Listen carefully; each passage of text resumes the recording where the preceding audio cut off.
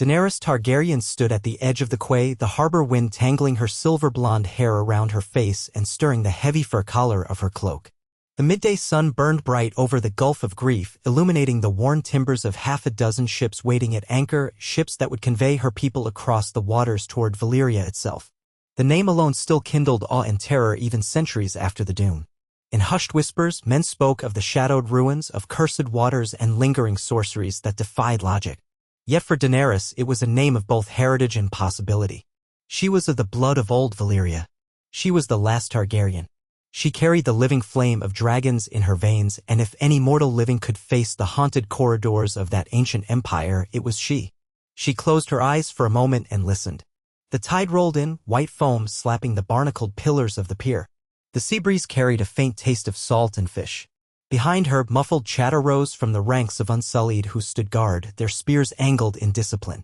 Beyond them, in the city that had once been Meereen, life continued with measured normalcy. Tradesmen haggled over cloth and grain in dusty bazaars. Freedmen hammered at metal in forges that roared like small dragons. Children played in the winding streets. Part of her heart warmed to see Meereen stable at last, and yet another part of her looked ahead to where the horizon stretched, hazy and wide, to the southwestern seas. The call of Valyria was in her blood. Her own lineage was scattered ashes of what once had been, but she was determined to rebuild it from the scorched earth. She had learned from her mistakes, grown past the illusions of conquest she once harbored in Westeros. This would not be a savage rule of might. It would be a renaissance of knowledge, freedom, and a second chance at the greatness Valyria had once possessed before hubris corrupted it from within. A slight nudge at her leg caused her to open her eyes. Drogon, the largest of her 3 dragons, had drifted near the pier, half submerged in the deep water. His immense black scales shimmered under the noon sun, the ridges of bone and muscle moving as he fanned his wings. The breath that steamed from his nostrils made the air ripple with heat. He was restless, as always, scanning the harbor with dark, intelligent eyes that glinted with red flecks. Rhaegal circled above with a keening cry, while Viserion perched on the stone ramparts behind them, tail coiled in tension. The dragons seemed to sense the new path Daenerys would soon undertake. They tasted the hidden magic in the air, the memory of a once great civilization that had bred them for millennia and shaped the known world. Soon, Daenerys whispered, stroking the scaled edge of Drogon's snout. She remembered the devastation she had wrought in Westeros, the path of fire and fear that had cost her so much. It was a memory that pained her, but she did not shy from it. She had sworn never to let such rage overwhelm her better nature again. Her father had been called the Mad King, she had teetered close to a madness of her own. But she had survived, and in surviving, she had changed. She chose to learn, to grow, to push forward not with blind conquest but with wisdom gleaned from pain. Perhaps that was the only way to earn redemption, if such a thing could ever truly be earned. Grey Worm approached her from behind, the sound of his measured footsteps overshadowed by the distant toll of a harbor bell. "Your Grace," he said, his voice low and solemn. "All is ready. We can set sail at your command." She turned to face the Unsullied commander, a man who had been her rock in so many storms. His face bore fresh lines of care, and though he was outwardly stoic, she knew he had been changed by the battles in Westeros and by the grief of losing Missandei. Still, he had remained loyal, and for that loyalty she was grateful. "Thank you," she said gently, placing a hand on his shoulder. "Ensure that everyone has what they need, Grey Worm. We leave at dusk." He gave a curt nod. "Yes, Your Grace." As Grey Worm relayed her orders to the men, Daenerys glanced at the caravan of freedmen who would follow her. Some were blacksmiths, others scribes, many farmers, a handful of stonemasons. Essos was not without its wonders, yet the journey to Valyria was daunting. The freedmen of Meereen and the surrounding city-states that once were Slavers' Bay, now rebranded as the Bay of Dragons, had volunteered to join her cause, enticed by the promise of forging a new freehold, a new homeland for the children of those who had been enslaved. They saw in Daenerys a woman who might do the impossible. Had she not already done so, time and again, by hatching dragons from dead eggs, liberating entire cities, and challenging the greatest lords across 2 continents? A swirl of excitement mingled with trepidation filled the air as final provisions were loaded. Casks of fresh water, dried meat, crates of grains and medicinal herbs, tools for building. And the precious copies of ancient Valyrian texts gleaned from the libraries of Essos. If they were truly to rekindle the spirit of the Valyrian freehold, knowledge would be as essential as dragonfire. At sunset, Daenerys boarded the lead ship. The sails bore a stylized 3-headed dragon, the sigil of House Targaryen. Once she had tried to bring that sigil to every corner of the 7 kingdoms. Now she bore it toward the lands that had birthed it. As the anchor was raised and the deck rumbled beneath her feet, she took one last look at Mirian's skyline. The Great Pyramid stood tall, a beacon of what she had accomplished. Yet she felt no temptation to remain. Her heart, for all its lingering regrets, yearned for what lay ahead, an opportunity to build something new, something that could surpass everything that came before. She drew in a long breath of sea air, set her jaw, and turned to face the horizon, already imagining the faint shape of Valyria rising from the depths of legend. The voyage lasted several days. The Gulf of Grief's waters were strangely calm, yet attention clung to the crew as rumors of haunted seas fluttered in every conversation. Some said that the souls of those who perished in the Doom still drifted beneath the waves, that entire cities had sunk beneath sudden volcanic eruptions. Others whispered that sea monsters, twisted by dark magic, prowled these depths. Daenerys heard these tales but refused to cower. If illusions and shadows could scare her away, she would never have hatched her dragons in the first place. Still, each day brought them closer to a land that none living had fully charted since the Doom. At night, as the moon bathed the decks in silver light, she would stand near the prow and let the wind cradle her while she gazed ahead. Often Drogon, Regal, and Valyrian would glide in broad arcs above the fleet, roaring or shooting jets of flame to light up the darkness. That sight comforted her more than any lantern. Dragons had once dominated Valyria, perhaps they would do so again. On the 5th day at sea, the weather changed. A thick, sulphurous fog rolled over the waters. The sun dimmed to a hazy or behind the gray shroud. The air carried a faint stench reminiscent of brimstone. Those on the deck coughed and exchanged worried glances, but Daenerys remained steadfast. She remembered her earliest days at the edge of the Red Waste, her illusions battered by desert storms. She remembered gazing into the great fireplace at Dragonstone, feeling the first flickers of flame that would eventually birth new life from old eggs. Compared to that, a stifling fog was a mild omen. As they pressed onward, the gloom parted enough for her to see the outline of land. Jagged cliffs loomed like a row of black teeth, and beyond them, the ruins of an ancient city rose through drifting smoke. Towers half-collapsed, arches worn by centuries of exposure, monstrous statues of stone dragons perched precariously on the edges of walls that looked ready to crumble at the slightest tremor. The battered hulls of old ships could be glimpsed near the shallows as if they had never managed to leave once they arrived. The eerie quiet that enveloped this place made Daenerys' heart pound. She could feel the weight of history pressing down as if the ghosts of her forebears drifted just beyond sight. She swallowed, reminding herself of why she had come. This was Valyria, or what remained of it. The seat of an empire that had once spanned continents. The cradle of Targaryen might, now a petrified graveyard of basalt and gloom. Grey Worm approached her on deck, his voice hushed. "Your Grace, we see no safe harbor. The waters are riddled with reefs, shipwrecks. We will have to proceed with caution. The lead vessel might test the approach to see if our larger ships can pass through." She took a moment to consider. "Send word to the captain," she commanded. "If there's no proper harbor, we'll anchor off the coast in deeper water. We can use smaller skiffs to ferry our people and supplies ashore. We must be mindful of the reefs and any unexpected dangers." She let her gaze linger on the shape of half-submerged ruins jutting from the waves. Grey Worm nodded and dashed off to relay her instructions. The entire fleet adjusted course, creeping forward in careful increments. Rowers straining to guide the vessels around large shards of rock that seemed like the jagged bones of some giant sea beast. At last, the anchors were dropped in what looked to be a calm stretch of water. The city was close enough to see in stark detail, even through the haze. Once the sails were furled, the work of disembarkation began. Skiffs were lowered, each crowded with half a dozen men or women, along with crates of provisions.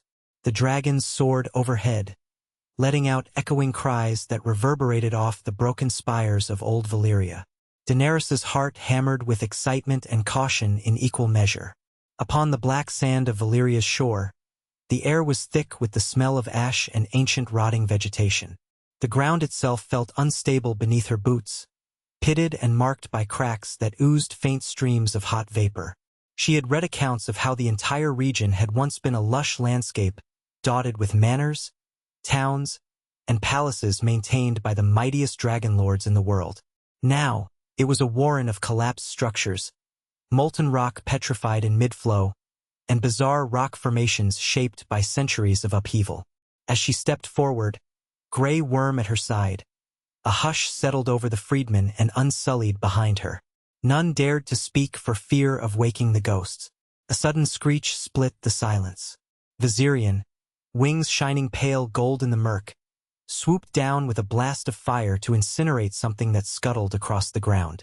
A wretched creature, scarcely bigger than a hound, cried out in a horrible shriek before being consumed by flame. Daenerys caught only a glimpse. Leathery wings, slick, pallid skin, too many limbs. Her stomach churned. It looked like some kind of abomination, perhaps mutated by the strange magics still lingering here. She placed a hand on Valyrian's flank when he landed, letting her fingertips trace the ridges of his scales. "You protect me," she whispered, eyes narrowed. "But we have to be cautious.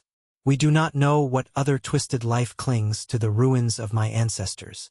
The first task was to establish a secure camp. The freedmen built makeshift barricades out of debris. The Unsullied scouted the perimeter, ensuring no other horrors lurked nearby.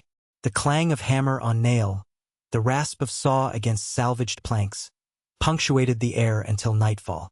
By the time the stars emerged, distant and pale behind the drifting volcanic vapors, a modest fortified encampment had taken shape along the shoreline.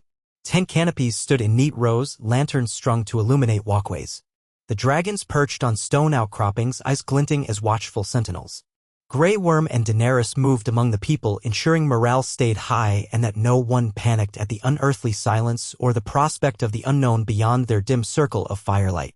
That night, Daenerys sat on a low stool near the largest bonfire, warming her hands. She wore a light chest plate of steel etched with dragons, a relic from her battles in Westeros. Lost in thought, she watched the flames dance until she sensed someone approaching. She glanced up to see a man in faded scholar's robes, a kind-faced fellow named Roran, whom she had brought to assist with translation and historical knowledge. He carried a stack of parchment carefully protected in a leather case. "Your Grace," Roran said, bowing. "If I may, I have a few old references that might guide us as we explore the city. I've been examining them carefully, comparing them to the glimpses we saw as we sailed in." She nodded, gesturing for him to continue. He laid out the parchment, which detailed half-forgotten descriptions of Valyria's main avenues, its grand colosseums, forges, and libraries. Most had been destroyed, but scattered references suggested some underground vaults might still contain relics of knowledge, scrolls, tablets, magical texts. Daenerys felt a thrill run through her.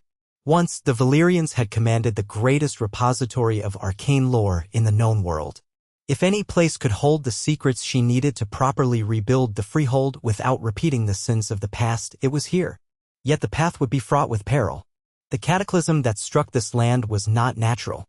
It was as if the very bowels of the earth had been ripped open by a hatred that defied comprehension. Old, dark forces might linger. She had to be vigilant and humble in the face of Valyria's slumbering might. When dawn broke, she ventured deeper into the ruins, leading a small contingent of Unsullied, along with Roran and several freedmen eager to serve as scouts. The dragons soared overhead, scanning for threats. They passed towering walls of fused black stone, gargoyles perched in menacing poses, many shattered or defaced by the violence of the doom. Daenerys felt a deep melancholy seeing these remnants, imagining what might have been if her ancestors had not fled to Dragonstone mere years before the cataclysm.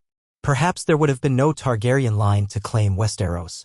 Or perhaps if the Targaryens had stayed, they too would have perished in fire and ash. History was shaped by such slender threads. Her footsteps echoed in a half-collapsed hall that might once have been a grand temple to Valyrian the Black Dread or some earlier monstrous drake. Broken pillars lined the sides, carved in shapes of serpents or dragons, and the floor was a mosaic of red, silver, and black glass, chipped and worn. Her heart pounded as she stepped carefully through the debris, stone dust rising in small puffs around her boots. She felt something resonating in the air, an energy both familiar and alien. It reminded her of the day she had walked into Khal Drogo's funeral pyre with her dragon eggs. The memory of that primal heat still lived in her bones. Now, in the depths of this ruin, she sensed a distant echo of that same power.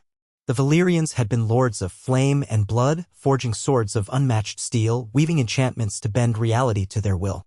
That legacy lay dormant, waiting. Perhaps waiting for her. Roran bent down to run his fingers along the mosaic.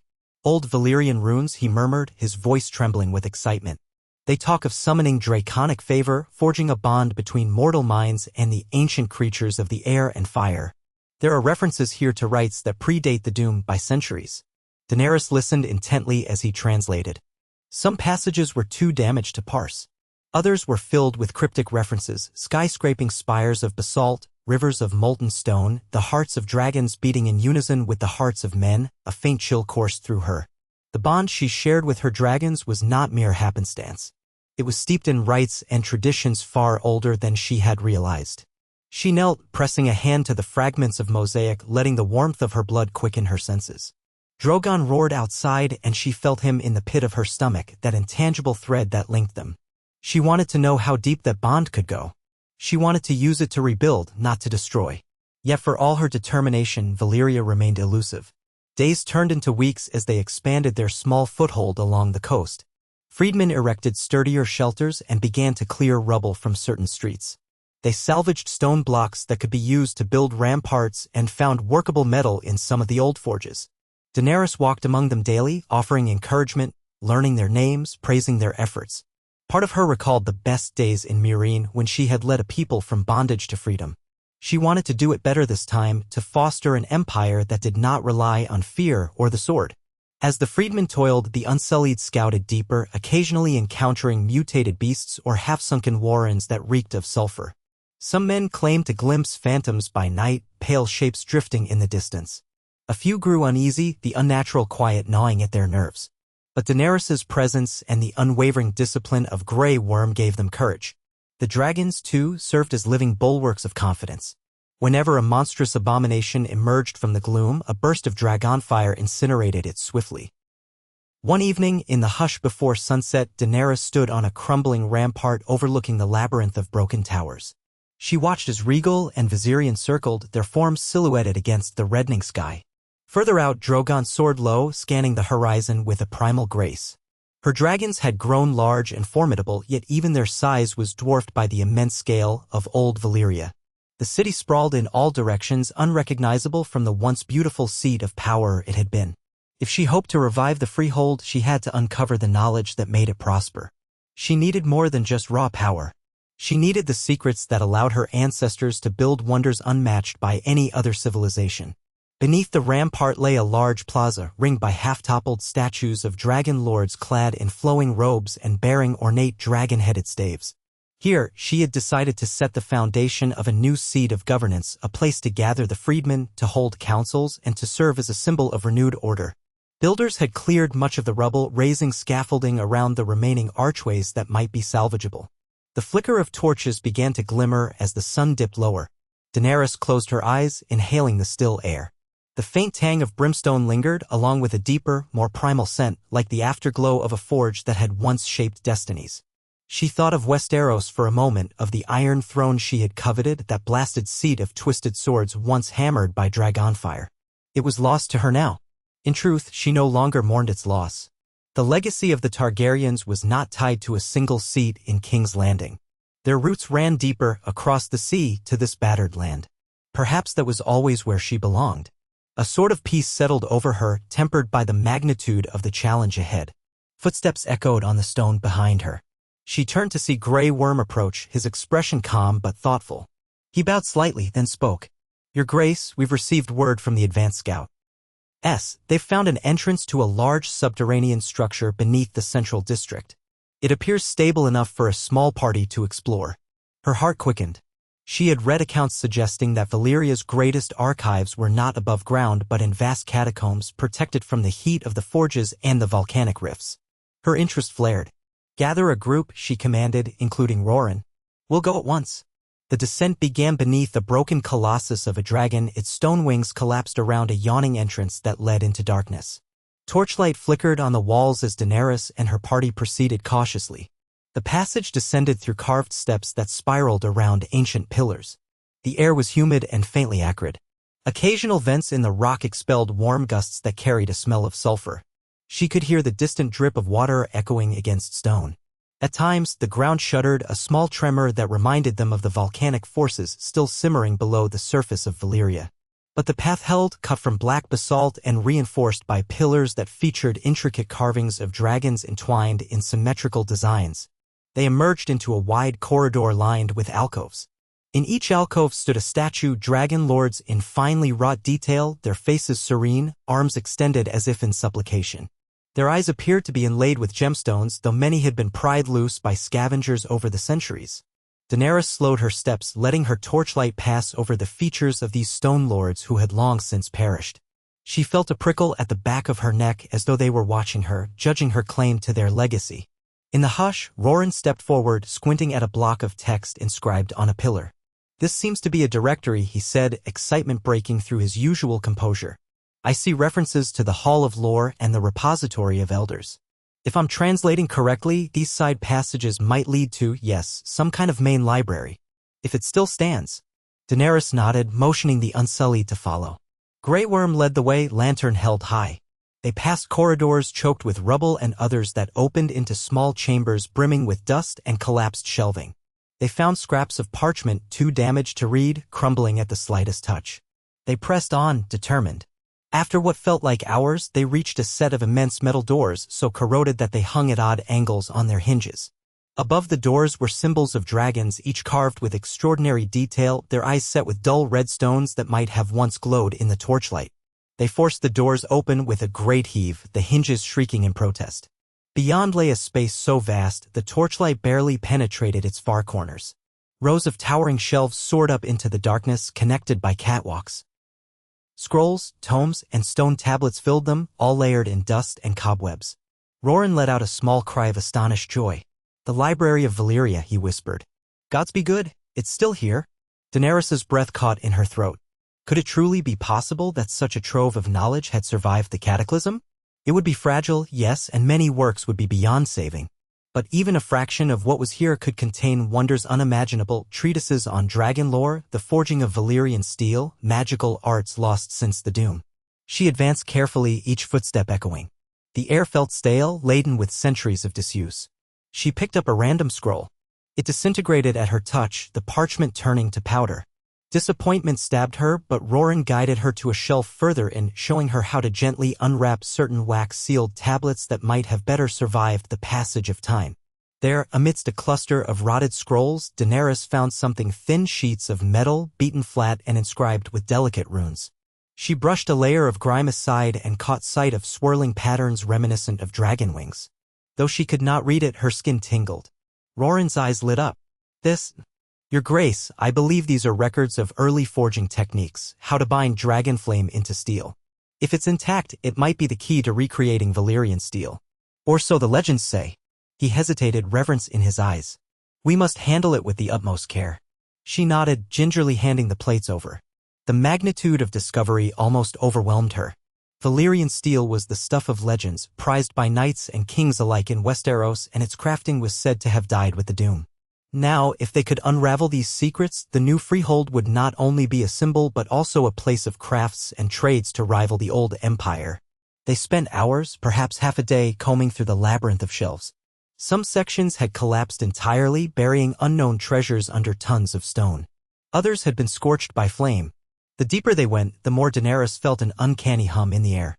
More than once, Grey Worm or another Unsullied stepped forward to point out a faint glow emanating from cracks in the walls. Veins of molten rock seemed to snake behind them, casting an eldritch light. The library was built near the throbbing heart of Valyria's volcanic energies. Near what she judged to be the center of the library's vast chamber, Daenerys discovered a dais upon which stood a block of fused glass. It was shaped like a wide, shallow bowl, but it had been cracked in several places, letting flickers of ghostly light seep through. Roran examined it, running his fingertips over the edges. "It looks like a focus or maybe a seeing stone," he hypothesized softly, losing himself in wonder.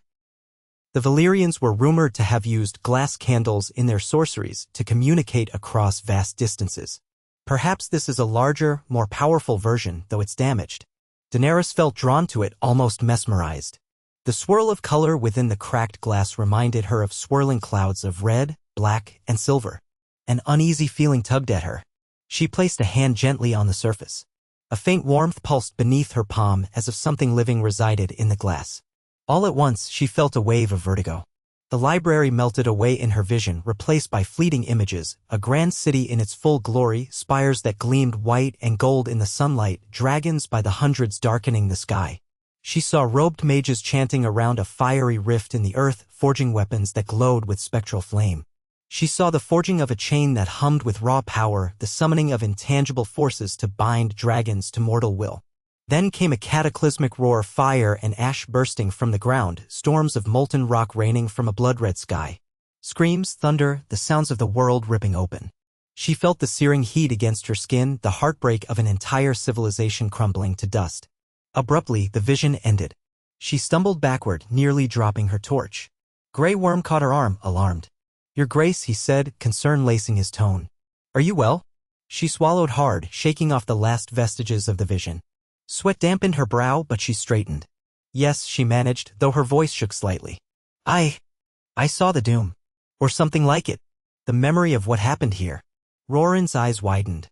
"The device may retain echoes of the past, stored in its enchantments. This is powerful magic, Your Grace. Dangerous even?" Dangerous indeed, Daenerys thought, but also a wellspring of knowledge. If she could harness it, understand it, she might glean not only how Valyria fell, but also how best to rebuild it without repeating its fatal mistakes. The memory of that unspeakable destruction still burned in her mind. She dreaded following in the footsteps of that arrogance.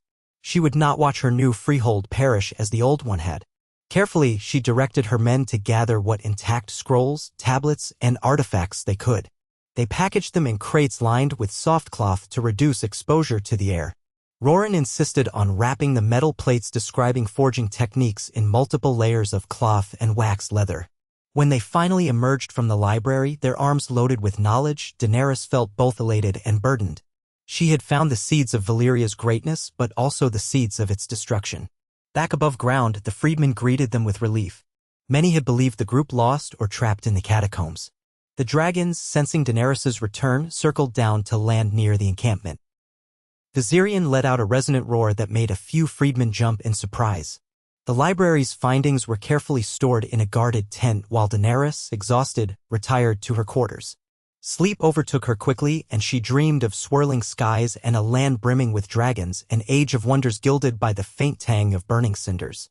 The next few weeks brought gradual transformation. Guided by the knowledge gleaned from the subterranean archives, a contingent of skilled craftspeople tested forging techniques in the half-intact smithies near the city's ancient forges.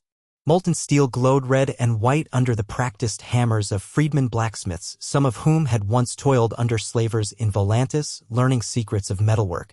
Now, they turned those skills freely toward a new ambition. Though forging actual Valyrian steel remained elusive, they made strides in harnessing the region's volcanic heat. Experiments with new alloys sparked creativity. The freedmen took pride in each success, no matter how small. Roran continued to translate the many tablets and scraps, though it was a slow process. Occasionally, Daenerys would help him cross-reference her own knowledge of High Valyrian. She had grown up speaking a refined dialect, but the script of Old Valyria was more archaic, filled with cryptic runes. She felt a cautious excitement each time they deciphered a new fragment, sometimes a mundane record of trade logs, other times hints of deeper arcane lore. Some references spoke of binding pacts with draconic spirits, of forging mental links strong enough to control entire flights of dragons. Those lines sent a shiver through Daenerys. She had enough trouble ensuring that her 3 dragons obeyed her commands. The notion that ancient Valyrians once commanded scores of dragons was terrifying, a testament to both their might and their eventual downfall. Amid these labors, she also oversaw the construction of a new central hall in the heart of the ruined city. Freedmen cleared rubble, raised walls using salvaged stone, and sculpted new pillars to hold up a framework of sturdy timbers. The process was painstaking, slowed by occasional tremors that rattled the foundations as well as the presence of lurking creatures in the shadows. Yet with each day, the structure took shape. Daenerys often imagined future generations gathering in that hall, forging policies and laws under a leadership that did not revolve solely around a single monarch. She wanted to emulate the original Freehold in its better aspects, where decisions were shared among dragon lords while also ensuring the freedoms she cherished. It would be, she told herself, a new experiment in governance, blending the strengths of the old world with the lessons of her own journey. Politics began to follow, inevitably. Word spread across Essos that Daenerys Targaryen had landed in Valyria and was rebuilding it. Merchant guilds from Volantis and Lys sent envoys, curious to see if there were trade opportunities or hidden spoils. Not all who came were friendly. Assassins, too, might seek to sabotage this new endeavor, perhaps employed by slavers who feared the rise of another anti-slavery superpower. Daenerys met each threat with measured resolve. The Unsullied patrolled the outskirts of the city, capturing spies and turning away brigands. When legitimate emissaries arrived, they were greeted with the sight of rising walls, of freedmen laboring beside dragons. Many left with a mix of awe and trepidation, reporting back that the Targaryen queen seemed bent on reviving the glory of her ancestors. But to what end? Late one night, as the encampment grew quiet and torches flickered along the newly erected palisades, Daenerys retired to her personal tent. Sleep eluded her, mind busy with the day's events.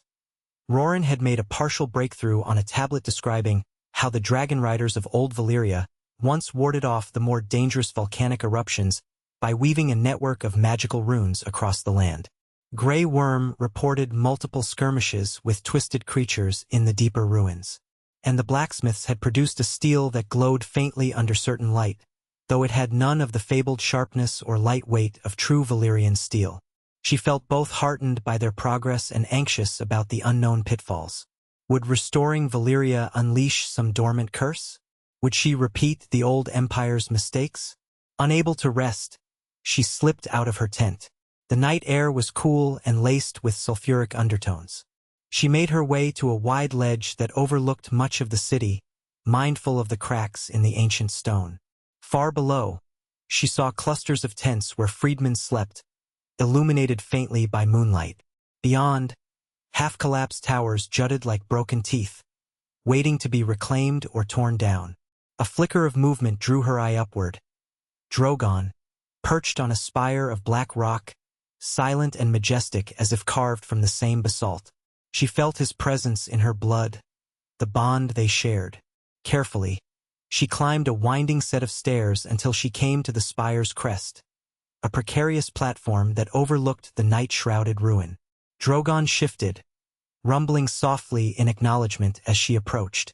She rested a hand on his flank, feeling the steady rise and fall of his powerful lungs. In the hush, she let her mind drift, remembering the vision that had seized her in the library. The glorious splendor of Valyria before the doom and its fiery end. She closed her eyes. Even now, she wrestled with guilt for the destruction she had wrought in Westeros, for the countless lives lost. She had told herself she was forging a better world. Could she truly do so here, in a land that once stood as the pinnacle of power but succumbed to cataclysm? A memory came to her unbidden. The words of her brother Viserys, who had often raged about reclaiming their birthright. He had been so certain that their heritage alone gave them a divine right to rule. In the end, he died for his hubris, incapable of true leadership. Daenerys knew better now. She had touched the extremes of power and understood how easily it could corrupt. Yet she refused to surrender. With the embers of old Valyria, she would forge a new destiny or die trying. Drogon let out a low growl, his eyes focused on something in the distance. Daenerys looked where he did, straining to see through the gloom. Nothing but the dark sprawl of ancient streets. Yet she trusted her dragon's instincts. She sensed no immediate threat, only the swirl of centuries-old energies that lingered. She wondered if the Valyrian blood in her veins made her more attuned to it, or if she was just tired and prone to imaginings.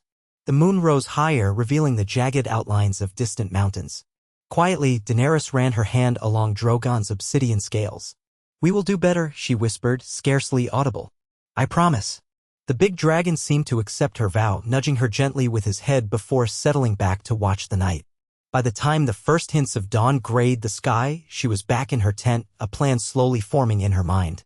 Over the following days, she convened with Roran and her closest advisors, including Grey Worm and a small council of freedmen leaders who had begun to shine as organizers and logistical minds. She proposed that they gather the knowledge not just to replicate Valyrian marvels, but to guard against another doom. If ancient runes and wards had once existed to stabilize the region's fiery underbelly, they must be rediscovered or reinvented. Thus began a new quest within the ruin, the search for the runic wards that old Valyria might have used to contain the volcanic fury beneath the land. Her people explored deeper into the catacombs, guided by newly translated texts.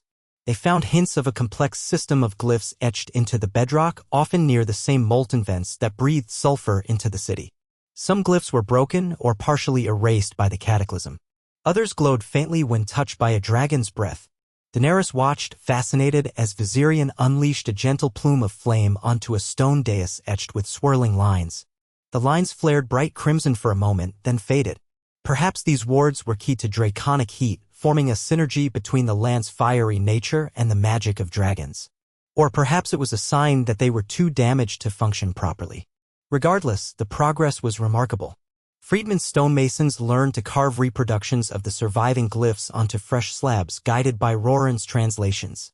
The land itself seemed to respond to these efforts, trembling less frequently. Or maybe it was only their imaginations. Still, Daenerys believed that harnessing Valyria's volatile essence was crucial. Without it, all their building would be for naught if the next volcanic surge annihilated them.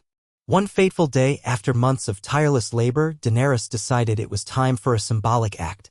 In a partially restored amphitheater, a grand circular structure that once entertained Valyria's elite, she would conduct a ceremony to declare the founding of a new freehold. The amphitheater, though cracked and battered, retained enough of its seating and stage to gather several hundred freedmen, unsullied, and visiting allies. Banners bearing the three-headed dragon of House Targaryen fluttered in the smoky breeze, while the dragons themselves roost high on the stone arches, roaring periodically in a display of raw might. As the midday sun pierced the haze, Daenerys stood at the center of the amphitheater, clad in a simple yet striking gown of dark red and black, scales embroidered along the sleeves. She did not want to appear as a queen enthroned above them, but as a leader stepping forward to forge a new path. The crowd hushed, turning eager eyes upon her. She remembered standing before slaves in Astapor, in Ukai, in Meereen, proclaiming freedom. Here, she would proclaim rebirth. "My people," she began, her voice firm yet resonant, honed by years of speaking to restless crowds. "We stand amid the bones of an ancient empire, one whose power was feared across the known world. Valyria was once a place of unimaginable wonders, but in its pride, it brought ruin upon itself. The doom consumed it, leaving only ash and shadow. Today, we gather here not to repeat its mistakes, but to learn from them. We come as the children of slaves, as soldiers seeking purpose, as scholars searching for truth, as people longing for a better home. We come to build, not to shatter, to free, not to enslave, to shape a realm that balances might with mercy." Her voice carried over the stone rows, amplified by the amphitheater's design. The freedmen stood transfixed, many of them once slavers' chattel who now held tools of creation instead of the shackles of bondage. Grey Worm stood in the front row, stoic, spear grounded at his side. Roran hovered nearby, hands folded in reverence for the moment. Daenerys raised her hands, glancing up at Drogon, Regal, and Valyrian. "These dragons are living symbols of Valyria's legacy," she continued. "They embody fire and freedom, untamed and regal. If we are to flourish, we must learn to respect their power and also to respect each other. In the old Freehold, only the Dragon Lords held power, and from that imbalance sprouted greed and tyranny. We have the chance to create something better, a freehold in which each person's voice is heard, in which knowledge is shared, and in which no one is owned by another. Let us forge our laws upon the anvil of justice, with hammers of compassion, so that what we create endures beyond any one ruler's lifetime." She paused, letting the hush settle again. Then, with measured steps, she strode to a large brazier in the center of the stage. The brazier was crafted from repurposed Valyrian steel fragments, hammered together by the freedmen blacksmiths. Its sides were engraved with a new sigil, a three-headed dragon intertwined with a broken shackle, the symbol of House Targaryen, merged with the sign of freedom. Daenerys lifted a torch, meeting the crowd's gaze. "In the name of those who suffered under tyranny, of those who strive for a free future, I light this flame to signal the rebirth of Valyria." She touched the torch to the brazier. The oil-soaked wood caught fire immediately, and the flames leapt high, reflecting in her violet eyes. From above, Drogon let out an earth-shaking roar, echoed by Regal and Valyrian. The crowd erupted in cheers, a sound that rebounded off the amphitheater's ancient walls. Some knelt, others raised their fists or wept. It was an outpouring of hope in a place once synonymous with doom. In that moment, Daenerys felt a surge of renewed purpose. This was not the savage conquest she had once pursued. This was a dream of building something truly new, not just for herself but for all who had faith in her leadership. She felt the faint trembling of the land beneath her feet, a reminder of the region's volatility, but she also felt the crowd's faith. Was she forging a second miracle? Or was she dancing with the same hubris that had destroyed her ancestors? Only time would tell. But for now, the flame of possibility burned bright. The ceremony concluded with a solemn promise. Each freedman who had journeyed here would have a role in shaping the laws of the new freehold. Craftspeople, soldiers, scholars. Each had a voice in the forging of this nascent nation. Daenerys asked Grey Worm and a council of chosen representatives to draft foundational charters, ensuring that slavery would be forever outlawed and that leadership would be guided by communal consensus. While the Targaryen bloodline and the dragons held symbolic importance, true power would emanate from the cooperation of all who called the new Valyria their home. Following the ceremony, feasts were held on the makeshift terraces, with music and dance shared among the freedmen. The Unsullied relaxed their guard enough to partake in small celebrations. In the sky, the dragons soared in triumphant arcs, as if they too sensed the stirring of something extraordinary.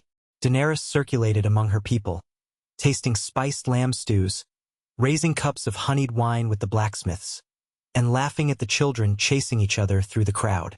The amphitheater glowed with torchlight and bonfires, the shadows dancing across broken arches that seemed to sway in approval. Yet behind the revelry, in her mind's recesses, Daenerys held an ever-present vigilance. Forces beyond her control loomed: other cities, other powers that might view the rise of a new Valyrian freehold as a threat. The mysteries of the cataclysmic magic that once shattered this land. The tenuous balance she must strike between a strong hand and a gentle heart. She smiled, accepting blessings and praises from freedmen, but she knew all too well that building was far harder than destruction.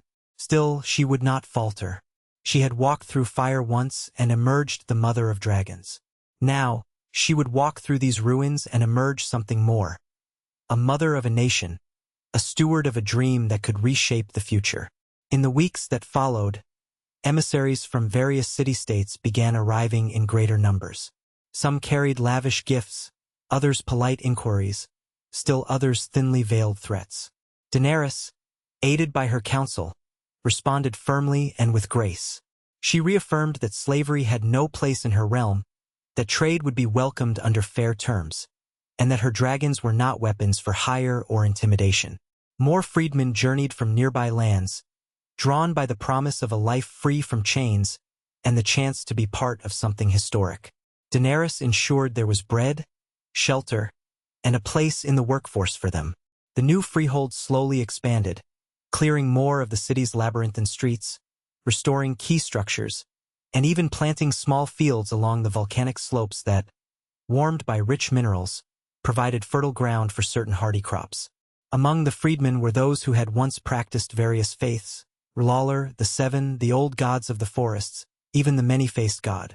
In this new realm, Daenerys allowed them all freedom of worship, seeing in their diversity a strength. She recalled how her ancestors, in their arrogance, had scorned other beliefs. She would not repeat that mistake. Instead, small shrines and temples rose in the city's corners, each dedicated to a different deity, fostering a sense of community rather than division. As construction progressed, so did their understanding of Valyria's arcane secrets. Roran uncovered references to a grand ritual known as the Binding of the Flame, which, according to legend, the old Valyrian sorcerers performed periodically to renew their grip over the land's volcanic forces. The references were incomplete, but they suggested that failing to keep these rituals might have weakened the wards, accelerating the eventual doom. This revelation weighed heavily on Daenerys' mind. Did she dare attempt such a ritual? She questioned the morality of meddling with primal forces that had once wreaked such havoc. Yet if ignoring them meant risking the entire region's destabilization, she had little choice. The decision was not hers alone. In the spirit of the new freehold, she convened a great council in the partially restored Central Hall. Representatives of various freedmen guilds, the Unsullied, and scholars like Roran gathered under the flicker of torchlight. Daenerys explained what they had learned of the Binding of the Flame, that it might be a means to stabilize the land, or it might be a path to disaster if done incorrectly. Some expressed fear, recalling the horrors that had once erupted from beneath their feet. Others argued that to rebuild Valyria, they must embrace its heart. Voices rose, some in caution, some in eagerness. Daenerys stood at the head of the table, listening intently, her own thoughts in turmoil. Eventually, she raised a hand for silence. "We have come here to forge a new path," she said quietly. "Not to repeat the blind arrogance of the past. We must study these rites carefully, and if we choose to perform them, it must be with the utmost respect for the power we invoke." An older freedwoman, once a temple acolyte in Volantis, spoke up. "Your Grace, if the old texts are incomplete, how can we proceed without risking another doom?" Daenerys glanced at Roran, who bowed. "We have references," he said, "though they are fragmented. Some steps of the ritual are clear, others are ambiguous. The dragons themselves appear to be central to the ritual's success or failure. It's possible that the presence of living dragons is key to channeling the energies safely." A hush settled. All eyes turned to Daenerys. She felt Drogon's presence as if he stood at her shoulder, a hot, steady pulse in her blood. "We will not attempt this blindly," she said. "Let us gather what we can from the city. We will practice caution. If, after thorough preparation, it seems too dangerous, we will find another way to protect our new home." The meeting ended with cautious resolve. As the council dispersed, Grey Worm lingered by her side. In his stoic way, he seemed concerned. "Your Grace, do you trust these rituals?" She exhaled, looking around at the half-finished walls. "I trust that Valyria's power is real, and that we stand on ground that could consume us if we ignore it. My only choice is to learn and to guide our people as best I can." She placed a hand on his shoulder. "I rely on you, Grey Worm, to keep our people safe while we unravel this. I will not let them come to harm if I can help it." He nodded, a warrior's acceptance. "I will guard them with my life." Days turned into weeks and the search for more clues continued. Deep in the catacombs, a new expedition discovered a collapsed chamber containing stone altars ringed by petrified dragon skulls. Most were ancient, far older than even the Targaryen line. Their presence spoke of a time when dragons thrived in such numbers that their bones littered the catacombs like driftwood on a beach. Half buried in rubble, they found more stone tablets etched with swirling runes reminiscent of the wards. Once deciphered, they revealed fragments of incantations that were performed alongside the forging of new wards. Roran speculated that these incantations harnessed the dragon's life force in some manner, stabilizing the volatile energies beneath the land. As the night of the proposed ritual drew near, calculated from references to certain celestial alignments, Daenerys felt a mounting tension. She had intended the new Freehold to be a beacon of freedom and knowledge, yet here she stood, on the brink of delving into magics that had once enabled her ancestors to subjugate entire continents. Would the cost be too high? She thought of the thousands of freedmen who now called this place home, of the crops beginning to sprout in the volcanic soil, of the forging workshops that clanged day and night, forging a future from the ashes of an empire. She could not allow them all to perish if the land turned violently against them. At twilight on the appointed day, a procession formed. Daenerys, dressed in robes of crimson and black, reminiscent of the old Valyrian style, but simpler, lacking the gaudy ornaments that once symbolized the Dragon Lord's arrogance. The freedmen lined the streets, holding torches and murmuring prayers to whichever gods they favored. Grey Worm led the Unsullied in a tight formation, ensuring order. Regal and Valyrian flew overhead, their roars echoing, while Drogon waited at Daenerys' side like a black-scaled sentinel. They walked through the ruined avenues toward a specific volcanic fissure near the city center, the place identified in the texts as the Cradle of Fire. There, a basalt platform jutted out over a chasm that glowed with molten lava. The roar of it reminded her of the funeral pyre in which she had once stepped, emerging unscathed. Perhaps she had been preparing for this moment her entire life. She suppressed a shiver of apprehension as she climbed onto the platform. Roran stood at her right, holding the ancient incantation. Grey Worm and a circle of Unsullied formed a perimeter. Outside the perimeter, hundreds of freedmen watched anxiously. One by one, the dragons descended. Regal and Valyrian perched on rocky outcroppings overlooking the chasm, while Drogon landed directly behind Daenerys, his hot breath like waves of desert wind on her back. The basalt platform trembled slightly as the volcano's molten heart hissed below. Carefully, Daenerys took a position at the platform's center where a circular depression had been carved centuries ago, etched with runes that glowed faintly. She beckoned Roran closer, and he began to read from the tablets in High Valyrian, his voice steady. "Blood of the dragon, heart of flame, let the land's fury be tamed." The words flowed in an incantation older than memory, thrumming in Daenerys's ears. She felt Drogon's presence intensify as though he channeled his own fire into her. Carefully, she lifted a small blade and pricked her thumb, letting a single drop of her blood fall onto the runes. The runes flared bright, molten orange, spreading outward in concentric circles. The ground shook. Cracks along the platform glowed as if the earth's lifeblood was surging upward to meet them. Roran continued, chanting phrases that seemed to warp the air itself. Regal and Valyrian roared, sending jets of flame skyward. Drogon stomped, his claws scraping the stone, and lowered his head so that his breath, hot and acrid, gusted across the runes. The swirling lights grew stronger, forming a network that stretched around the entire crater, linking one carved glyph to another, bridging across the city's foundation. Daenerys grit her teeth as waves of heat battered her. She forced herself to remain calm, remembering the first time she had emerged from fire unburnt. The incantation reached a crescendo, and with one final word, Roran let the ancient tablets drop in exhaustion.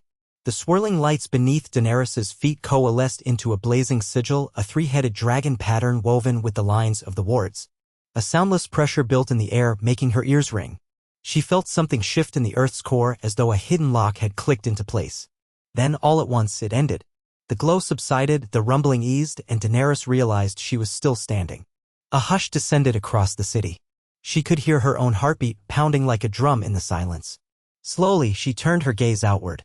The freedmen watched, stunned and wide-eyed, as the ward's lines faded into the rock, leaving only faint embers. The sky overhead was suddenly clear, free of the usual drifting ash. She sensed a calm in the land that had not been there before, like a wild beast soothed.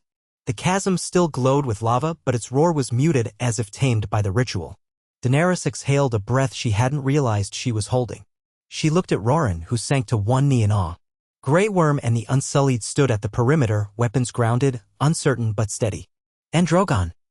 Drogon stretched his neck toward her, eyes burning with an age-old ferocity. She rested a hand on his snout, whispering thanks. A moment later, an eruption of cheers and shouts filled the air. Freedmen clapped and raised their torches, chanting Mysa, the same name they had once bestowed on her in Ukai. Others cried out in High Valyrian praise. The new wards might have truly taken hold, forging a protective network that stabilized the city's foundation.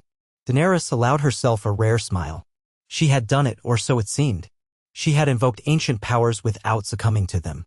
She had been a bridge between the old and new, a living symbol of Valyrian heritage turned toward a freer future. In the following days, the city felt different. Small tremors still came and went, but they lacked the violent edge of before.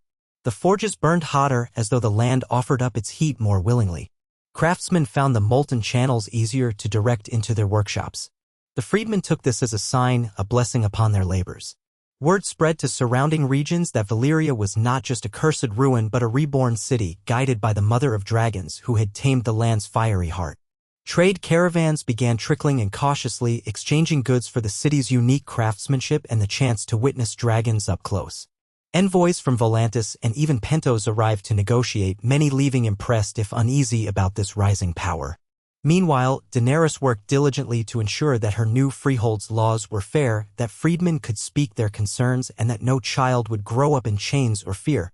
She reminded herself daily that absolute power, if left unchecked, would corrupt even the noblest heart. Amid all this, small wonders emerged, new farmland irrigated by hot springs, forging techniques incorporating hints of the old knowledge, and emerging culture blending various SOC traditions, all under the watchful presence of dragons.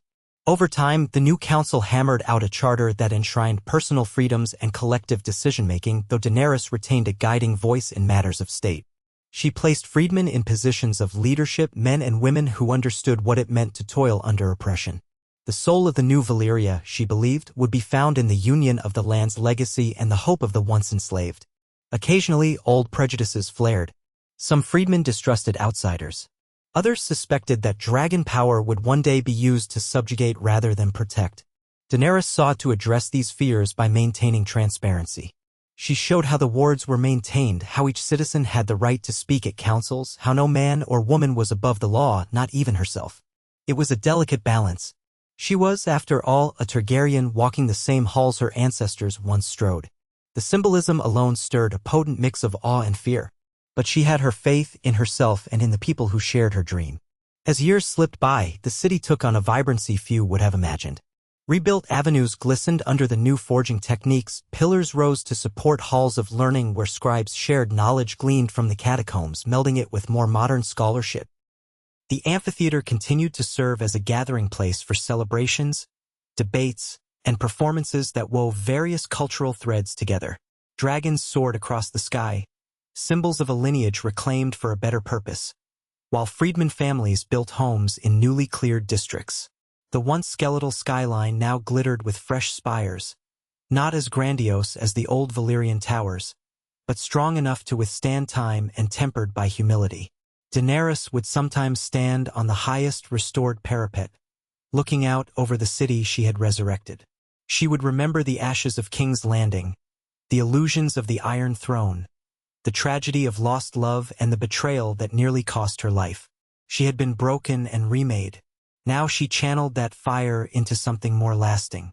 The new Valyrian Freehold was not a pristine utopia. She knew how messy reality could be. But it was a living testament to rebirth, a melding of power and compassion, an ode to the resilience of people who had once been shackled. In forging this realm, she had found a measure of peace. And as the wind carried the roar of dragons across the basalt heights, Daenerys Targaryen, Stormborn, Breaker of Chains, Mother of Dragons, felt she had truly come home, though rumors and songs would carry word of this new Valyria across the seas, some calling it a miracle, others whispering that its doom must yet come. Those who lived within its walls knew the truth. Here was a place where past sins were acknowledged and atoned for, where old magic found new purpose, and where dragons were no longer instruments of terror but guardians over the flame of hope. Day by day, brick by brick, and flame by flame, Daenerys and her people brought the ancient Freehold back to life, and in so doing, they birthed a future that glowed brighter than dragonfire. Daenerys woke at first light to the distant rumble of volcanic vents and the softer, more rhythmic sounds of a city coming to life. Outside her window, little more than an arched gap in the basalt wall, the newborn Valyrian dawn tinted the air in pale lavender and gold. Tendrils of steam curled up from fissures in the ground, while beyond, a mass of scaffolds and rising structures showed the ongoing reconstruction of a realm once given up for lost. She pulled a plain cloak over her shoulders, ignoring the more regal attire folded neatly on a carved chest. Ever since founding this new freehold, she had favored simpler clothing that let her blend with the folk who labored tirelessly to build upon ancient ruins. Majesty, she had learned, could come from deeds more surely than from embroidered silks. She stepped from her chamber out into a corridor that had once been part of a grand temple complex. The walls bore chipped carvings of serpentine dragons and robed figures, but the polished marble floors had long since cracked or been looted. A handful of freedmen labored here, clearing debris by torchlight. They bowed slightly as she passed, some offering greetings in a mixture of Low Valyrian and the common tongue. She returned their salutations with a kind smile. In her early years of rule across the narrow sea, she had learned the power of simple courtesy. It bound people to her far more honestly than intimidation or spectacle ever could. Reaching the outer walkway, she found the brightening sky and the bracing air that carried a faint hint of sulfur. Far below, the city spread in irregular grids, some newly carved through rubble, others following the warped geometry of old Valyrian streets. Gray smoke rose from forges that never grew cold, and the clang of hammers on metal gave the impression of a mighty heartbeat. To the east lay the waters where her ships still anchored, and beyond them the dreaded smoking sea that had once swallowed fleets by the dozen. The wards, newly reforged, were working, at least so far. Their stabilizing lines, once inscribed on tablets and etched into the land with great care, now seemed to hold the worst of the volcanic upheavals in check. Nighttime tremors still rattled windows and stirred dragons from slumber, but no cataclysms had come. The city felt alive, neither cursed nor conquered, but forging its own fragile destiny. Daenerys' thoughts turned to the day ahead. She would be meeting a delegation of Valyrian nobles who had arrived last night under truce. They claimed to seek trade agreements, perhaps alliances. She suspected they also wished to probe the strength of this re-emerging Valyria and judge for themselves whether the old tales of doom still lingered or if the Targaryen queen had truly tamed the land. Part of her bristled at receiving envoys from a place where so many had once profited from the slave trade. Yet if a lasting peace was to be forged, she could not ignore diplomacy. She had promised herself years ago that she would temper wrath with wisdom. Soon, her footsteps carried her down a grand staircase to an open courtyard. Grey Worm stood there, flanked by half a dozen unsullied, all in polished armor that reflected the early morning light. He acknowledged her with a short bow. "Your Grace," he said. "The Valyrian envoys are being escorted to the hall as you requested. Roran waits within, ready to provide any assistance with translation."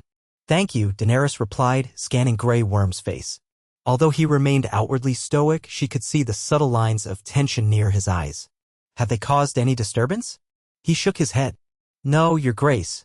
But they brought more armed retainers than we expected, perhaps to show their wealth or to ward against any perceived threat. We insisted they keep the majority outside the main city gates. Only 4 were allowed entry." She exhaled, mindful of the delicate balance between projecting strength and offering hospitality. "Good. Let's see what they have to say. Walk with me." They moved side by side across the courtyard. Freedmen bustled past, carrying tools, crates, or scrolls. Overhead, a trio of small children darted along a ledge, wide-eyed with excitement as they caught sight of Drogon far above. The dragon's immense shadow rippled across the broken roofs while he soared in slow circles, watchful. Viserion and Regal, smaller but still formidable, lingered closer to the forges, drawn by the warm updrafts. Once, the presence of dragons would have made entire cities tremble. Now, in this new freehold, they were both guardians and symbols of something deeper, a power that could nurture or destroy, depending on who commanded it. When Daenerys entered what had once been a shrine, now repurposed into a meeting hall, the Valyrian envoys rose from their seats on intricately carved benches. 2 men and 1 woman, each dressed in flowing robes of orange and gold, embroidered with the triple-headed tiger, the sigil of their city's ruling class. Their silver torques and jeweled rings flashed even in the subdued torchlight. Their postures showed at least a veneer of respect, though she could sense their unease. The 4th member of their party, a tall man with a scar running across his cheek, stood slightly behind, eyeing the unsullied posted along the walls. Roran, seated at a table spread with parchment and ink, inclined his head toward Daenerys. Though once a humble scribe, he carried himself with calm authority now, the lines of study and curiosity etched in his features. It was he who guided her through the labyrinth of old Valyrian texts, and his counsel in matters of culture and history had proved invaluable. Queen Daenerys Targaryen announced one of the Valyrians, stepping forward with an elegant bow. "I am Malco Targaryen, a humble emissary of the Elephants, here on behalf of the Triarchs of Volantis." His voice was deep, resonant with well-practiced courtesy. "We thank you for granting us an audience in this truly remarkable city." Daenerys met his gaze, measuring him. "Welcome to Valyria." She gestured for them to be seated at a low table prepared with cups of spiced wine and plates of dried fruit. In her experience, it was best to offer hospitality but to keep the atmosphere modest. She did not want to appear either desperate or excessively proud. They settled onto the benches with Grey Worm and 2 unsullied standing behind Daenerys in silent vigilance. She could almost taste the tension in the air. One of the envoys, a woman with sharp features, cast a cautious glance around the hall. "Forgive my frankness, Your Grace," she began, "but it has been said for centuries that Valyria is haunted.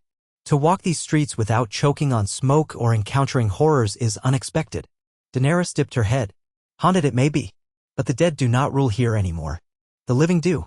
With time, the city can be fully restored so long as we respect the power that slumbers beneath it." Malco raised an eyebrow. "The wards. The rumors in Volantis speak of powerful sorcery you have awakened. We have heard of sudden quiet in the smoking sea. Fewer monstrous creatures, less turbulent waters. Some say you have undone the doom itself." His gaze flicked to Roran. "Is that truly possible?" Before Roran could reply, Daenerys answered directly. "We have only tamed a fraction of what caused the doom. We learned something of the wards from ancient texts. Their function is to harness the land's volcanic heat, directing it safely through channels, forging a harmony with dragons at the heart of the magic." She paused, letting her words sink in. "We have no desire to use sorcery to conquer or destroy. Our goal is to build a home where no one lives in chains." Malco and his companions exchanged quick glances. Then the scarred man, who had remained silent, spoke with a slight sneer. "A noble ambition, but the Triarchs cannot ignore the fact that your city sits upon unimaginable resources, precious metals, the rumored secrets of forging Valyrian steel. We come to propose trade, yet we also have concerns. Some in Volantis speak of a new hegemon rising, one that could threaten the old order of Essos. Daenerys studied him. Are your concerns sincere, or do they mask a wish to pry these secrets from our hands? She kept her tone cool. Diplomacy often required frankness. The sharp-featured woman, perhaps sensing a potential escalation, interjected smoothly. We come on behalf of the faction known as the Elephants, whose interest lies largely in commerce. The Tigers, those who favor war, are not here today, as you might note. We do not wish for conflict, Your Grace. Only an accord that might benefit both parties. Roran shifted his parchments and cleared his throat. The new Freehold is open to fair trade. We have no illusions of isolating ourselves. But we must be certain that the goods you bring have no ties to slavery. That is our foremost condition. Malco nodded, a sympathetic expression on his face. Indeed, I recall your time in Meereen, Your Grace, and the transformation of Slavers Bay to the Bay of Dragons. Volantis, let us say we are evolving. The older families cling to the slave trade, but change is in the air, especially since your victories years ago. The Elephant Triarchs are more than willing to denounce slavery publicly or otherwise if it paves a path toward valuable commerce with Valyria. Daenerys held his gaze, remembering how many times she had heard pretty words from those who found slavery profitable. The road to genuine freedom was always fraught with half-truths and false pledges. That is a start, she said softly. I will not sign any treaty until I am certain you do more than speak with a forked tongue. Her eyes flicked to Grey Worm, then back to Malco.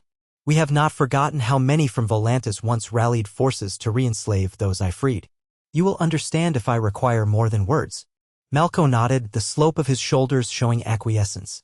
We have documents, pledges bearing the Triarch seals.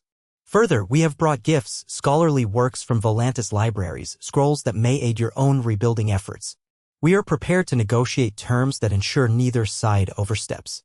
Allow us time to prove our sincerity. She considered. Very well. Let us discuss the details in the coming days.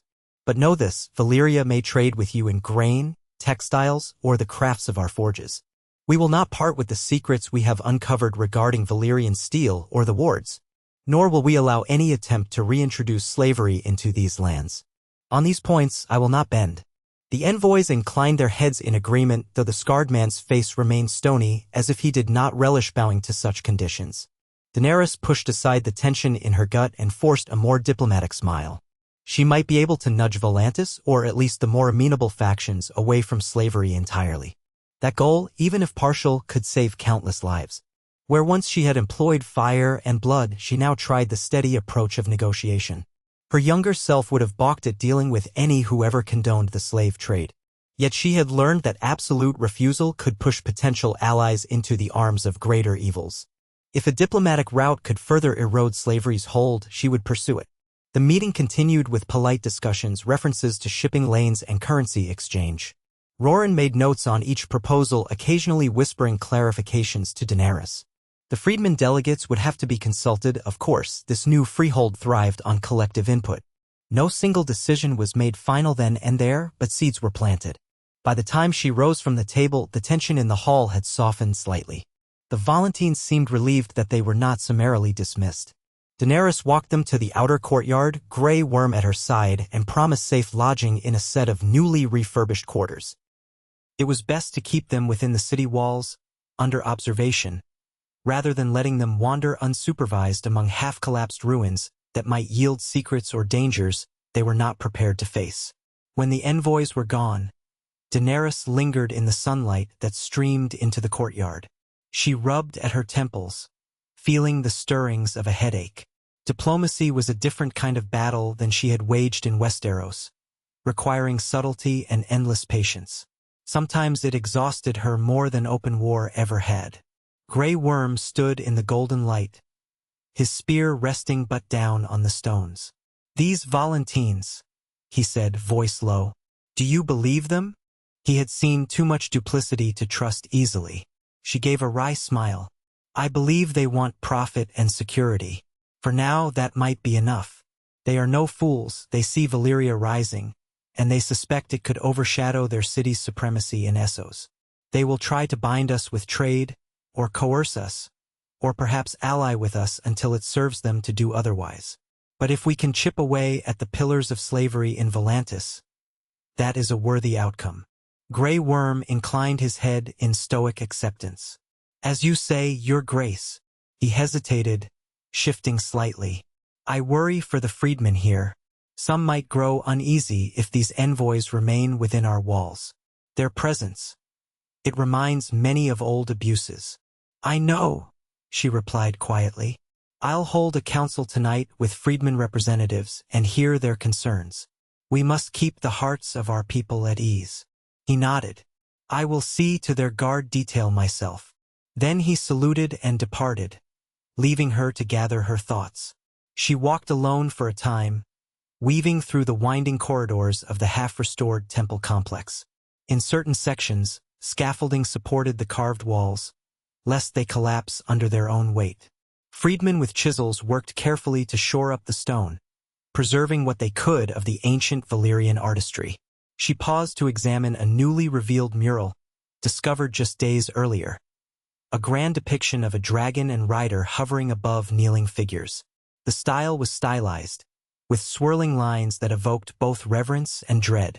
In the mosaic's margins, smaller glyphs promised subtext about the old empire's subjugation of foreign peoples. She felt a pang of resonance. The Targaryen blood in her veins traced back to that empire, to the lords who had once believed in their invincibility. She vowed that in her new freehold, no one would kneel out of fear alone. If they knelt at all, it would be willingly, in respect for a just leader or an ideal that served everyone's welfare.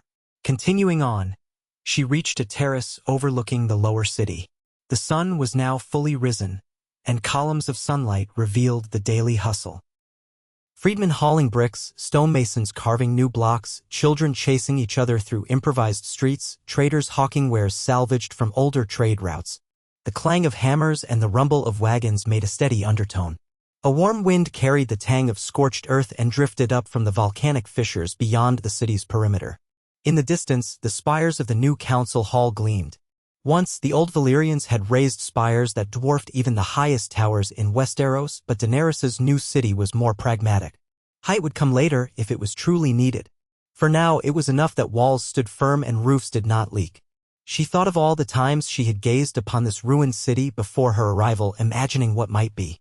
The progress made in these last few years still amazed her, and a faint, hopeful ache bloomed in her chest. A shadow passed overhead and she turned to see Drogon wheeling in a slow arc. The giant black dragon dipped lower, letting out a harsh cry before landing in a plaza below. The thud of his bulk against the ground caused a minor tremor, scattering dust. Freedmen glanced up but did not flee, they were used to the dragons. Daenerys smiled. For so many centuries, dragons had been the ultimate threat, living weapons of war. Yet here, in the realm she shaped, they had become part of daily life, wild, yes, and dangerous, but also protectors. If she had learned anything, it was that dragons could never be fully tamed. Their essence was fire and freedom. She could guide them, bond with them, but never extinguish their primal instincts. And that was how it should be. In a strange way, it reminded her of how she governed the freedmen, trusting in their agency while offering her support and leadership. She felt a prickle at her neck. A memory flickered, standing on the ramparts of King's Landing, the roar of bells mingling with the roar of flames, the moment she had unleashed her fury upon the city. Shame gnawed at her whenever she recalled it. The madness that had seized her was distant now, but it lingered like a scar on her soul. She had sworn she would not let that darkness consume her again. The new freehold she was building was, in part, her atonement. The people here deserved more than a leader who let rage guide her hand. They deserved someone who had learned from her failures. Her next destination lay beyond the city's bustling center, where the cratered land sloped upward. She had arranged a gathering of freedmen delegates near one of the vantage points overlooking the crucial volcanic channels. With the wards operational, these channels glowed steadily, carrying molten rock in carefully guided paths away from the city's main structures. The effect created a dramatic landscape of rivulets shining like rivers of living flame. All around them, the newly carved runes stood out on basalt pillars, an interweaving pattern that anchored the delicate equilibrium between the city above and the fiery realm below. The freedmen had placed watchtowers at intervals, not to keep the fire at bay, but to study it, ensuring the channels did not clog or shift unexpectedly. By the time Daenerys arrived, a small group of freedmen was already present, discussing improvements on the wards. Foremost among them was a middle-aged woman named Serenda, who had once been a slave in Yunkai, forced to labor in smelting works. Now, freed from her shackles, she had become one of the most knowledgeable metalworkers in the new Freehold, quickly turning her insight toward harnessing Valyria's volcanic heat for forging. Next to her stood Roran, fresh from the negotiations with Volantis but ready to join this discussion. A handful of stonemasons and scribes rounded out the group, each representing a key trade or guild. They welcomed Daenerys with warm smiles, though Serenda's face soon grew serious. "Your Grace, thank you for coming," she said. "We've observed unusual fluctuations in one of the main channels. The flow remains stable, but the temperature soared last night, beyond what we normally see. It surged, then fell back, then surged again." Roran frowned. Might there be some deeper shift in the volcanic vents? Daenerys looked over the channels, noticing how the molten flow seemed thicker, more sluggish in parts. A heavy glow pulsed beneath the black crust. "We must remember that the wards are not all-powerful. They guide the natural fury of the earth, but the earth can be unpredictable. We should examine the runic carvings again. See if any have cracked or if a portion of the inscription is fading." Serenda nodded, her gaze intent. "We've begun that process, but it's slow. I also worry about sabotage." "Sabotage," Daenerys repeated, a chill pricking her spine. "By whom?" The older woman shrugged. "Some freedmen speak of seeing strangers near the site at night. Figures who vanish when approached. Could be thieves, or it could be people from outside, searching for relics or vulnerabilities." Roran stroked his chin. "Certain unscrupulous parties might want the wards to fail, to prove Valyria remains doomed, or to weaken our hold so they can swoop in. Slavers, zealots from other regions, or agents of rival city-states. We should remain vigilant." Daenerys let her gaze sweep across the blackened terrain. For all their progress, the new Freehold remained fragile, ringed by ruins and potential enemies. "We'll need more patrols, but we can't spread the Unsullied too thin. We'll ask for volunteers among the freedmen to keep watch as well. I'd rather not provoke fear, but caution is better than complacency." Serenda nodded vigorously. "We already have a few willing souls. Many freedmen will step forward if asked. They fought for their freedom once, they'll fight to keep it." They spent the next hour examining the channels, taking notes on how the molten flow shifted, measuring the runes that glowed faintly at certain intervals. Roran sketched fresh copies of these runes on parchment, planning to cross-reference them with the old catacomb tablets. If one had begun to fracture, or if some portion of the protective magic had decayed, they needed to know immediately. The precarious relationship between the city and the fiery land was something Daenerys never forgot. She had pressed her blood against ancient spells to calm the region, but magic required maintenance, knowledge, and respect. It wasn't a single event, it was a living bond. As the sun climbed higher, she parted ways with the group, promising to send additional support. Her path took her down toward the southwestern edge of the city, where farmland had begun to flourish in the enriched volcanic soil. Wheat, barley, and a variety of hardy vegetables thrived here, carefully irrigated by water channels that mingled with the natural hot springs. Freedmen with broad hats worked the fields, guiding mules to plow the ash-laden ground. The scene was startling in its normalcy, an echo of farm life that might be found anywhere, but overshadowed by the broken towers of Valyria and the ever-present hiss of steam vents. The children of the freedmen often ran barefoot among the rows, shrieking in laughter, their cheeks flushed from the combined warmth of sun and subterranean heat. Daenerys found satisfaction watching these crops sway. After years of famine and struggle, farmland meant stability, independence from mercurial trade routes. If the city could feed itself, it could weather lean times or sieges. She spoke with some of the farm overseers, discussing harvest projections, the possibility of storing grain for winter, though winters here were mild compared to Westeros. In her youth, she had known hunger, exile, the constant uncertainty of living off charity or cunning. Now, to stand in a place she had helped reclaim and see the land literally bearing fruit felt like a small miracle. While the farmers assured her the harvest would be bountiful, a commotion at the far side of the fields drew her attention. A trio of freedmen raced by, breathless. She hailed them, and they halted, panting, to bow. "What's happened?" Daenerys asked, alarmed by their urgency. They looked at each other, hesitant, before one spoke up. "Word from the southern watchtower, Your Grace. A band of travelers, heavily armed, has been spotted crossing the broken causeway. They carry banners we do not recognize, at least none we've seen used openly before." A faint dread pulsed in her chest. "I'll go. Raise the watch." Tell Grey Worm to gather a contingent. She paused, scanning the bright sky. Drogon was not immediately visible, likely off hunting or resting in a distant spire. She might call on Regal or Valyrian, but she first wanted more information. Stay calm, she told the freedman. We faced worse than a band of strangers. They nodded and took off in a cloud of dust. Daenerys made haste toward the southern watchtower, a refurbished bastion perched on high ground that overlooked a patchwork of shattered bridges and half-collapsed causeways. Once, these roads had connected Valyria to its outlying estates, but many had sunk into the smoking sea or been warped by tectonic upheavals. The watchtower itself was constructed from basalt blocks older than living memory, reinforced with new mortar and topped with a wooden platform for lookouts. When she arrived, Grey Worm was already there, scanning the distance through a brass Far Eyes device. 2 rows of Unsullied guarded the tower's base, their spears gleaming in the midday sun. She climbed the steps to stand beside him, feeling the warmth of the black stone radiate through her boots. The vantage point laid bare a stark landscape of rocky ridges, steaming fissures, and a single serpentine path that led southeast toward what had once been a tributary city. At the horizon, Daenerys could just make out the silhouettes of riders, a line of them, perhaps 20 or 30 in total. They carried a black and silver banner that flapped in the hot wind. Grey Worm handed her the Far Eyes. Peering through, she saw men with an eclectic mix of armor, leather jerkins, partial plate, even scraps of chain mail. They did not appear to be uniformed soldiers like the Golden Company or a city-state's official army. Their faces were sun-hardened, their horses lean.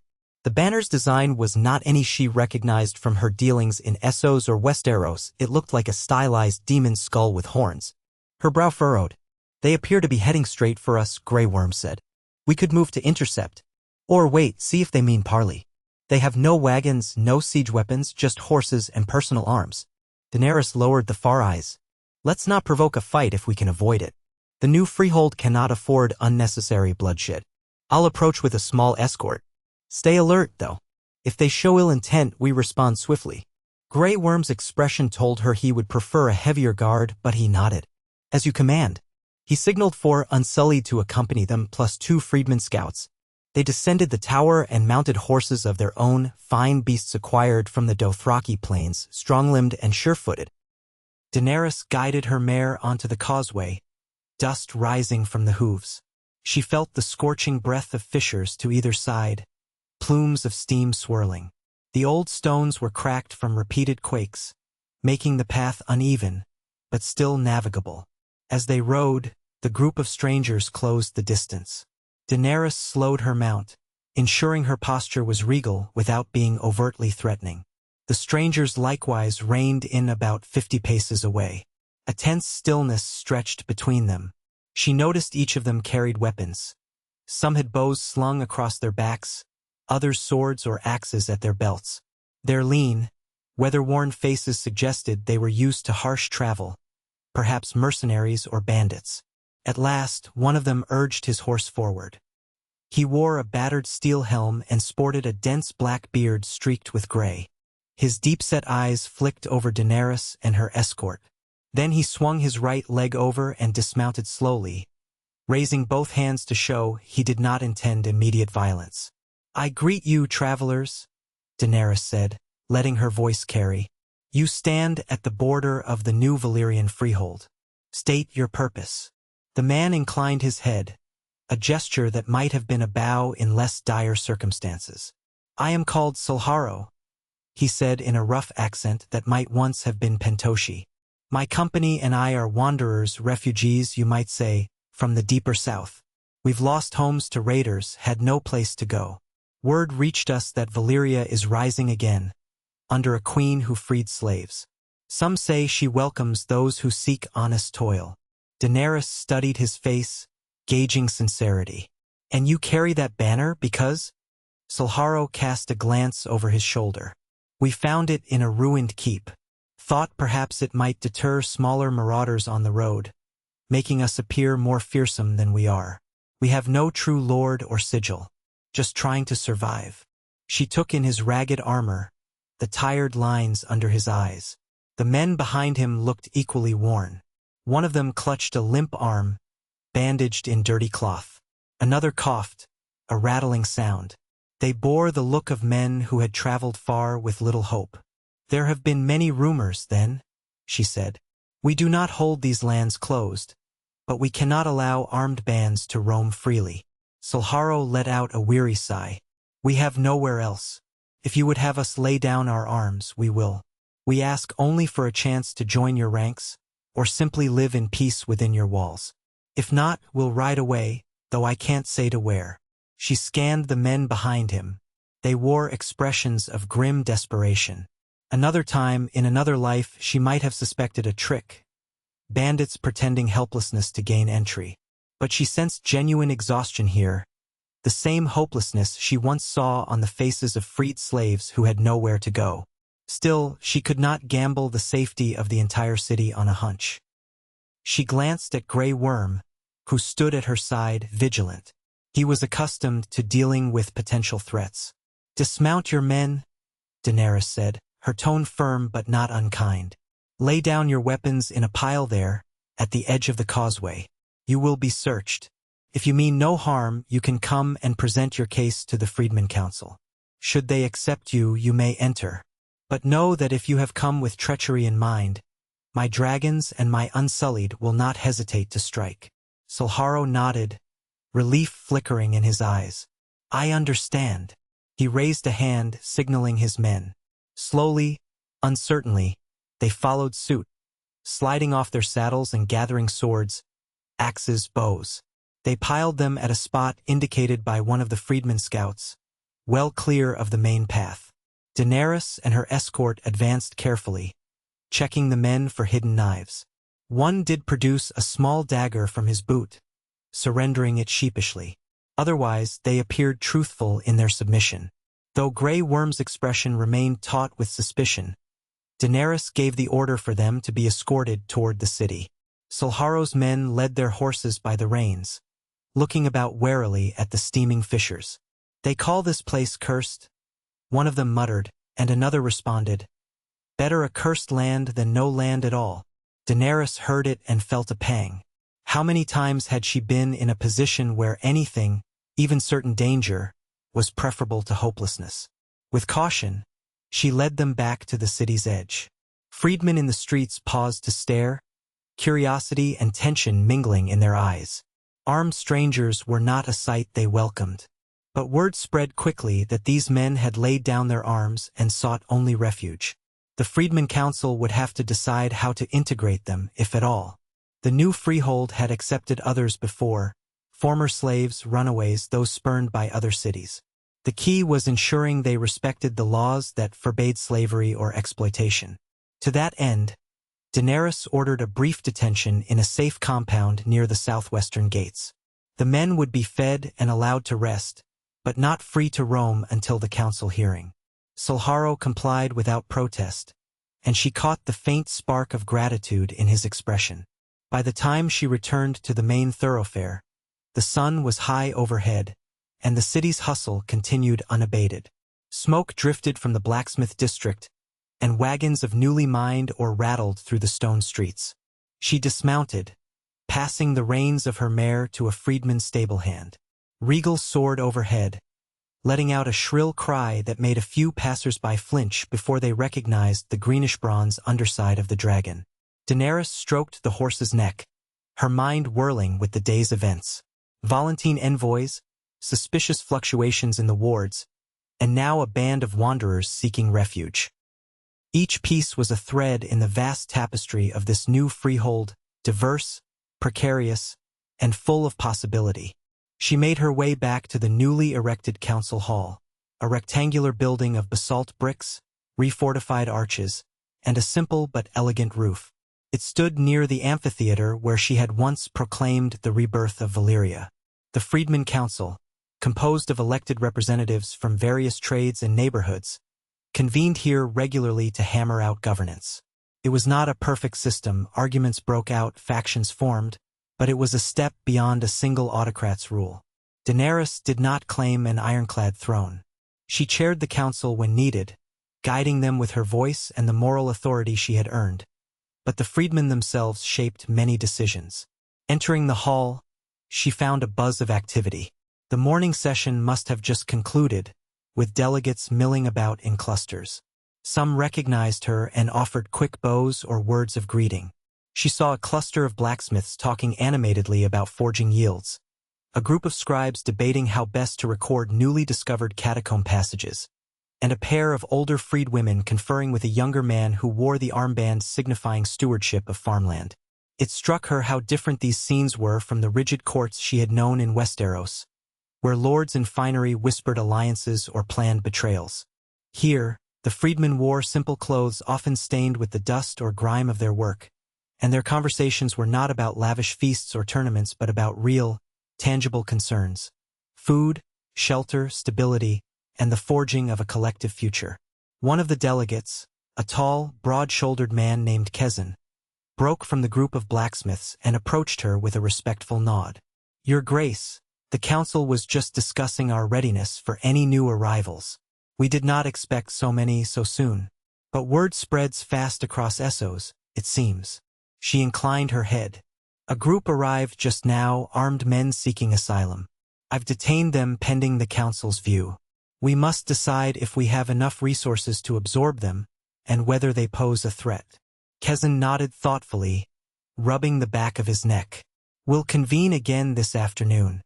I suspect some fear that mercenaries might bring trouble. But many freedmen will recall how we ourselves arrived here, desperate and with few prospects. That is the balance we must strike," Daenerys agreed.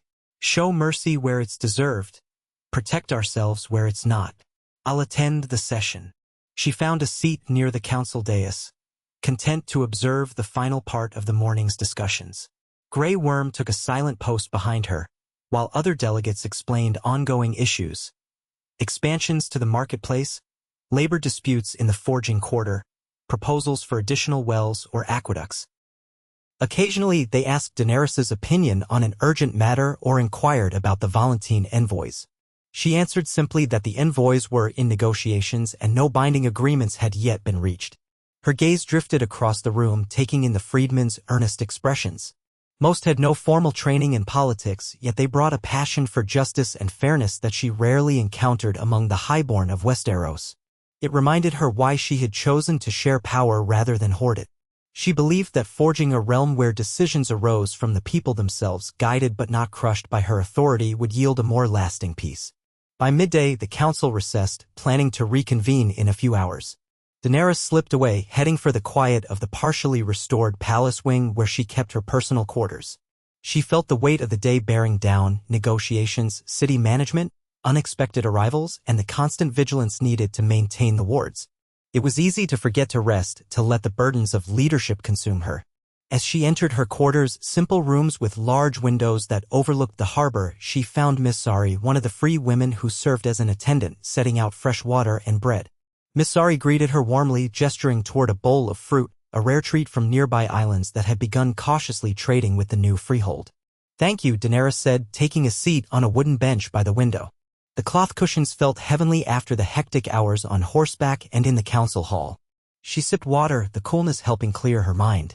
She had once enjoyed finer luxuries in Meereen, had commanded a retinue of servants and advisors. But those days felt far behind her. Now, a single attendant, a simple meal, and a moment of solitude were enough of a reprieve. As she nibbled a slice of pear, she gazed out the window at the bay. The smoke and fog had thinned considerably since the wards took hold, letting the sun's glimmer dance on the water. At the horizon, she could make out the silhouettes of a few ships bearing the Targaryen sigil on their sails. Some were newly built in the docks below, others were older, repurposed from her original fleet. Together, they represented vital lifelines to the outside world: trade, immigration, and occasionally a means of defense. She recognized the sight of 2 Valyrian vessels flying banners that matched those of the envoys. Perhaps more of their retinue lingered on board, waiting for word. She considered the precarious alliances forming around her. On one side, the new Freehold sought to stand as a bastion of freedom and progressive governance. On the other, the old powers of Essos likely viewed it with suspicion or envy. If she played her cards poorly, Valyria could become a target for overwhelming force, be it from city-states threatened by her moral stance against slavery or from those who coveted the secrets of the forge. But if she balanced diplomacy and strength, perhaps the Freehold could endure, thrive, and inspire others to cast off the shackles of the past. Her thoughts drifted to the memory of Tyrion Lannister, who once advised her, cautioning that she must break the wheel rather than simply stop it. She hoped she was doing just that, in her own measured way, building a system that did not revolve around one singular tyranny replacing another. Still, the path was far from certain, and she found herself wishing sometimes for the quick cunning of her old hand. But Tyrion had remained in Westeros, or so she presumed. After her departure, she lost track of him in the chaos that followed. A pang of old sorrow flickered within her. Many dear friends and allies had been left behind or lost in the wars. She set aside the half-eaten fruit and rose, walking into the adjoining chamber where a large wooden table was piled with maps and scrolls. On the left side, she kept the texts relating to the wards, the glyphs, the forging secrets, each carefully catalogued by Roran's team. To the right, she had political maps of Essos annotated with knowledge gleaned from travelers, which city-states openly opposed slavery, which tolerated it, which had armies of note. In the center, she had placed an ancient relief of Valyria, a partial topographical depiction of how the peninsula had once looked before the Doom. She ran her fingers along the carved lines, envisioning what it might be in the future. The idea of reclaiming the entire peninsula felt daunting. They barely controlled the city and its outskirts, and deeper inland lay wild, twisted landscapes where mutated beasts prowled. Yet piece by piece, they might push outward, clearing safe routes, building new settlements, or reclaiming old ones. Hope always warred with realism in her mind, but she refused to yield to despair. A sudden roar from outside jolted her from her reverie. She recognized Drogon's distinctive cry, a deep, reverberating bellow that shook the walls. Rushing to the window, she saw him gliding low over the city, wings creatine. Powerful gusts that rattled scaffolding. Freedmen working on rooftops craned their necks in awe. Something in his tone sounded urgent. She grabbed her cloak and strode swiftly down the corridor to the courtyard, where she found Grey Worm waiting, concerned. "Drogon is agitated," he said. "I've sent scouts to see if any threats approach." Before Daenerys could reply, another roar echoed, this time from Valyrian. It was shriller, anxious. The two dragons circled the sky, their shadows crossing the sun. Dread coiled in her belly. Dragons did not spook easily, nor did they cry out without reason. She hurried toward the city walls, Grey Worm following with Unsullied in tow. Citizens in the streets parted for her, many looking equally alarmed at the dragon's clamor. She climbed a flight of stairs to the top of the southern wall, the same direction from which the band of wanderers had come. Her heart clenched at the thought that a larger force might be approaching. But what she saw instead chilled her more, a swirl of black smoke rising from the southwestern horizon, columns of dense, inky plumes that towered high. It wasn't volcanic steam, she knew that color and shape all too well. It was the smoke of large-scale fires consuming something flammable, forests, structures, or both. She raised a hand to shield her eyes from the sun. "The causeway, is that near where the wanderers said they came from?" she asked Grey Worm. He nodded. "Yes, beyond the next ridge. It leads to more ruined towns, old estates, or whatever remains." They spoke of raiders and destruction. Perhaps their pursuers are close. Daenerys's mind raced. If some ruthless band was torching the countryside, it could drive more refugees toward Valyria. Or it might be a direct threat, seeking to snuff out the new Freehold before it fully took root. She looked up at Drogon, who continued to circle with growing agitation. "Prepare riders," she said abruptly. "A small scouting party. I'll go with them. And Drogon." She turned to Grey Worm, who immediately frowned in worry. "Your Grace," he said, choosing his words carefully. "Allow me to send the scouts first. If there is real danger, you can join with a larger force. The city needs you." She set her jaw. "The city also needs a leader who is not afraid to confront threats.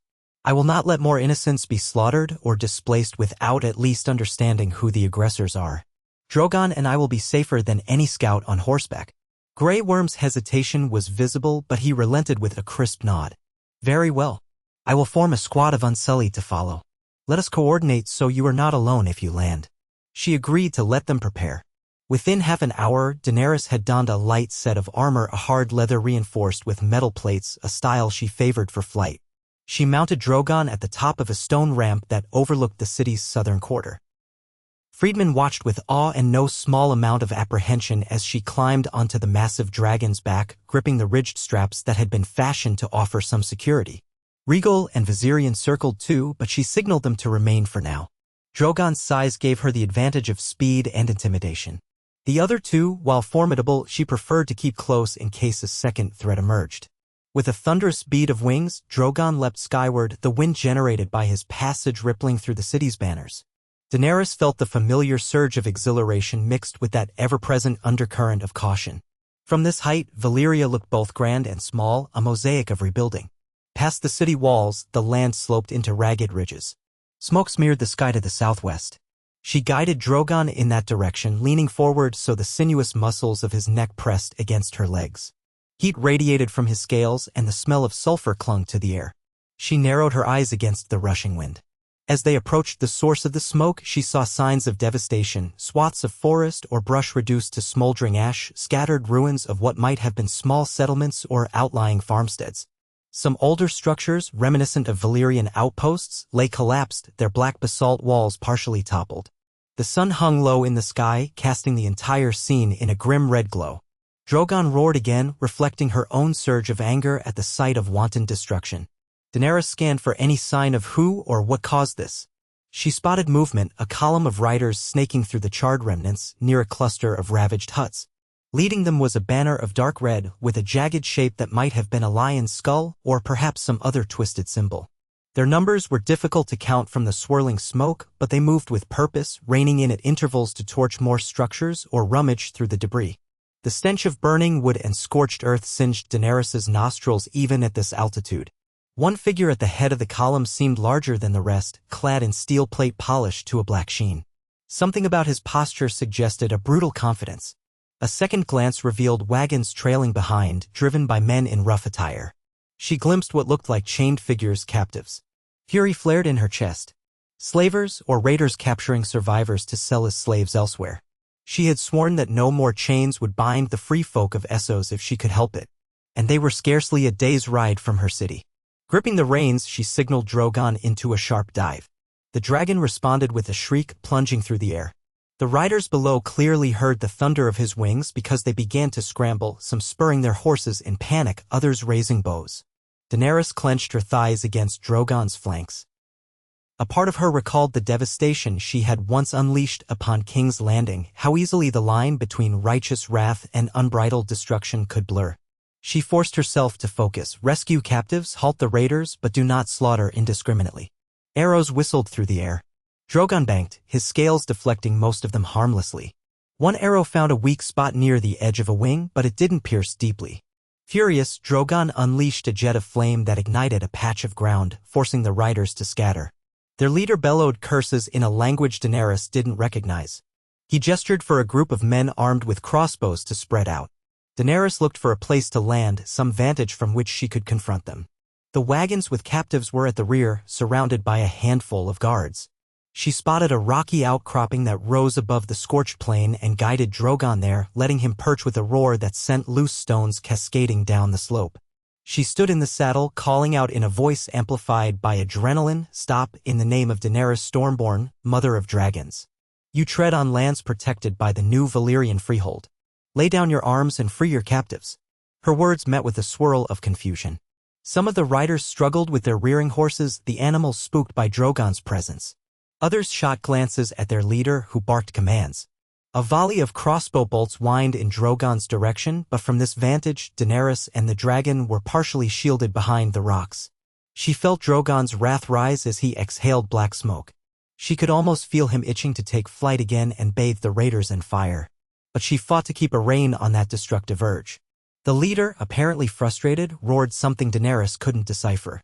He heeled his horse and galloped forward, brandishing a massive curved sword.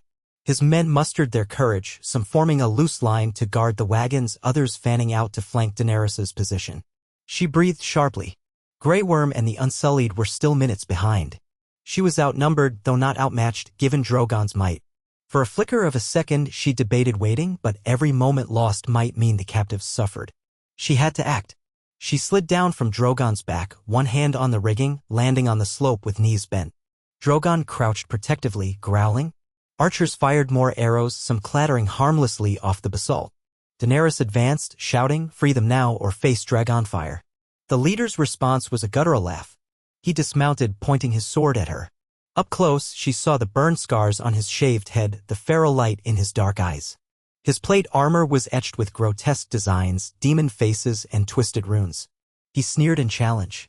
She realized he likely did not speak the common tongue or Valyrian. He advanced with heavy footsteps. Then something unexpected happened. A strange hush fell, and the man froze, his gaze shifting to a point behind Daenerys. She sensed movement, whirled. A cluster of freedmen fighters, no, the advanced scouts from Valyria, had arrived on horseback, spears raised. They flanked the slope, cutting off the raiders' escape route. Among them, she recognized the freedman scout named Tycano, a skilled tracker. He shouted an order, and the riders leveled their spears. More hooves thundered in the distance, likely Grey Worm's reinforcements. Daenerys faced the leader again. "Yield," she commanded. Though he might not understand her words, the universal language of spears and a massive dragon was hard to mistake. The man's jaw tightened, fury warring with reason. But even as he hesitated, Daenerys spotted movement at the rear wagons. Some of his men were trying to drive the captives away, perhaps to keep them as hostages, or to slip them out of reach. "Drogon," she called. The dragon roared, launching into the air in a gust of dust and heat. Swooping around the ridge, he landed behind the wagons, sending the horses there into a blind panic. The guards abandoned their attempt to flee, ducking for cover. One man loosed an arrow that glanced off Drogon's flank, prompting the dragon to snap his jaws, incinerating the arrow's source with a short burst of flame. The other guards dropped their weapons and bolted, leaving the captives cowering. Smoke rose from the scorched earth, and the air smelled of burnt flesh. At that sight, the raider leader bellowed in rage and charged at Daenerys. She sidestepped, heart pounding. She had learned to fight at close quarters, though it was never her specialty. The man swung his curved blade in a broad arc, aiming to cleave her from shoulder to hip. She ducked, stepping inside his guard, and slammed the pommel of a short sword, carried at her belt, into his breastplate. He staggered but recovered, lashing out again. Metal screeched as his blade clipped her armor. She gasped at the jolt of pain. Freedman riders urged their horses closer, but they couldn't strike for fear of hitting her. Teeth gritted, Daenerys twisted to avoid a thrust, bringing her sword up in a deflective motion. She was no Jaime Lannister, but she had learned enough across her campaigns to hold her own. The man was stronger but reckless. As he committed to another heavy slash, she sidestepped once more. This time, she smashed her sword's edge against his forearm, knocking the weapon from his grip. With a grunt of pain, he lunged barehanded, trying to grapple her. A freedman horseman seized the opportunity, riding in and whacking the raider's back with the blunt end of a spear. The man collapsed on one knee, breathing hard. Daenerys kicked his sword away and pointed her blade at his exposed throat. "Yield," she demanded again. Despite the language gap, he understood. Hate burned in his eyes, but he raised his hands, trembling in fury and shame.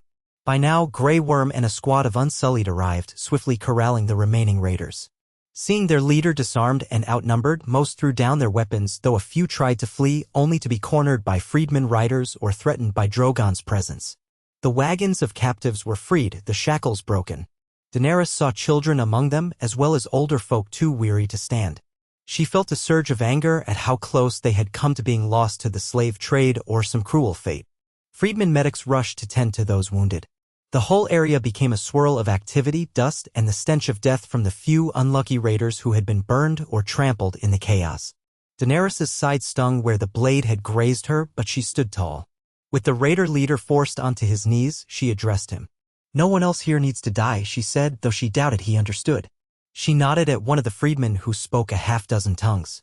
After some back and forth, the freedmen reported that the raiders were from a warlords group further south, a man calling himself the Burned King who was waging a campaign of terror in the scorched lands for profit. Slaves or plunder, he took both. This particular band had come north, following rumors of untapped spoils near Valyria. She thought of the watery eyes of the captives, many of whom would have been enslaved if not for this intervention. The raider on his knees spat at the ground, glancing at Drogon with hatred, but he did not move to attack again. "There will be more," he growled in a broken dialect. "You can't hold all these lands. My king will burn you out even if you think you've tamed the doom." Daenerys' expression hardened. "Try if you will." We'll stand against slavers and tyrants, no matter their name or banner. She considered him a moment longer, then said to Grey Worm, take him. The Freedmen Council can decide his fate. Grey Worm nodded, binding the man's arms.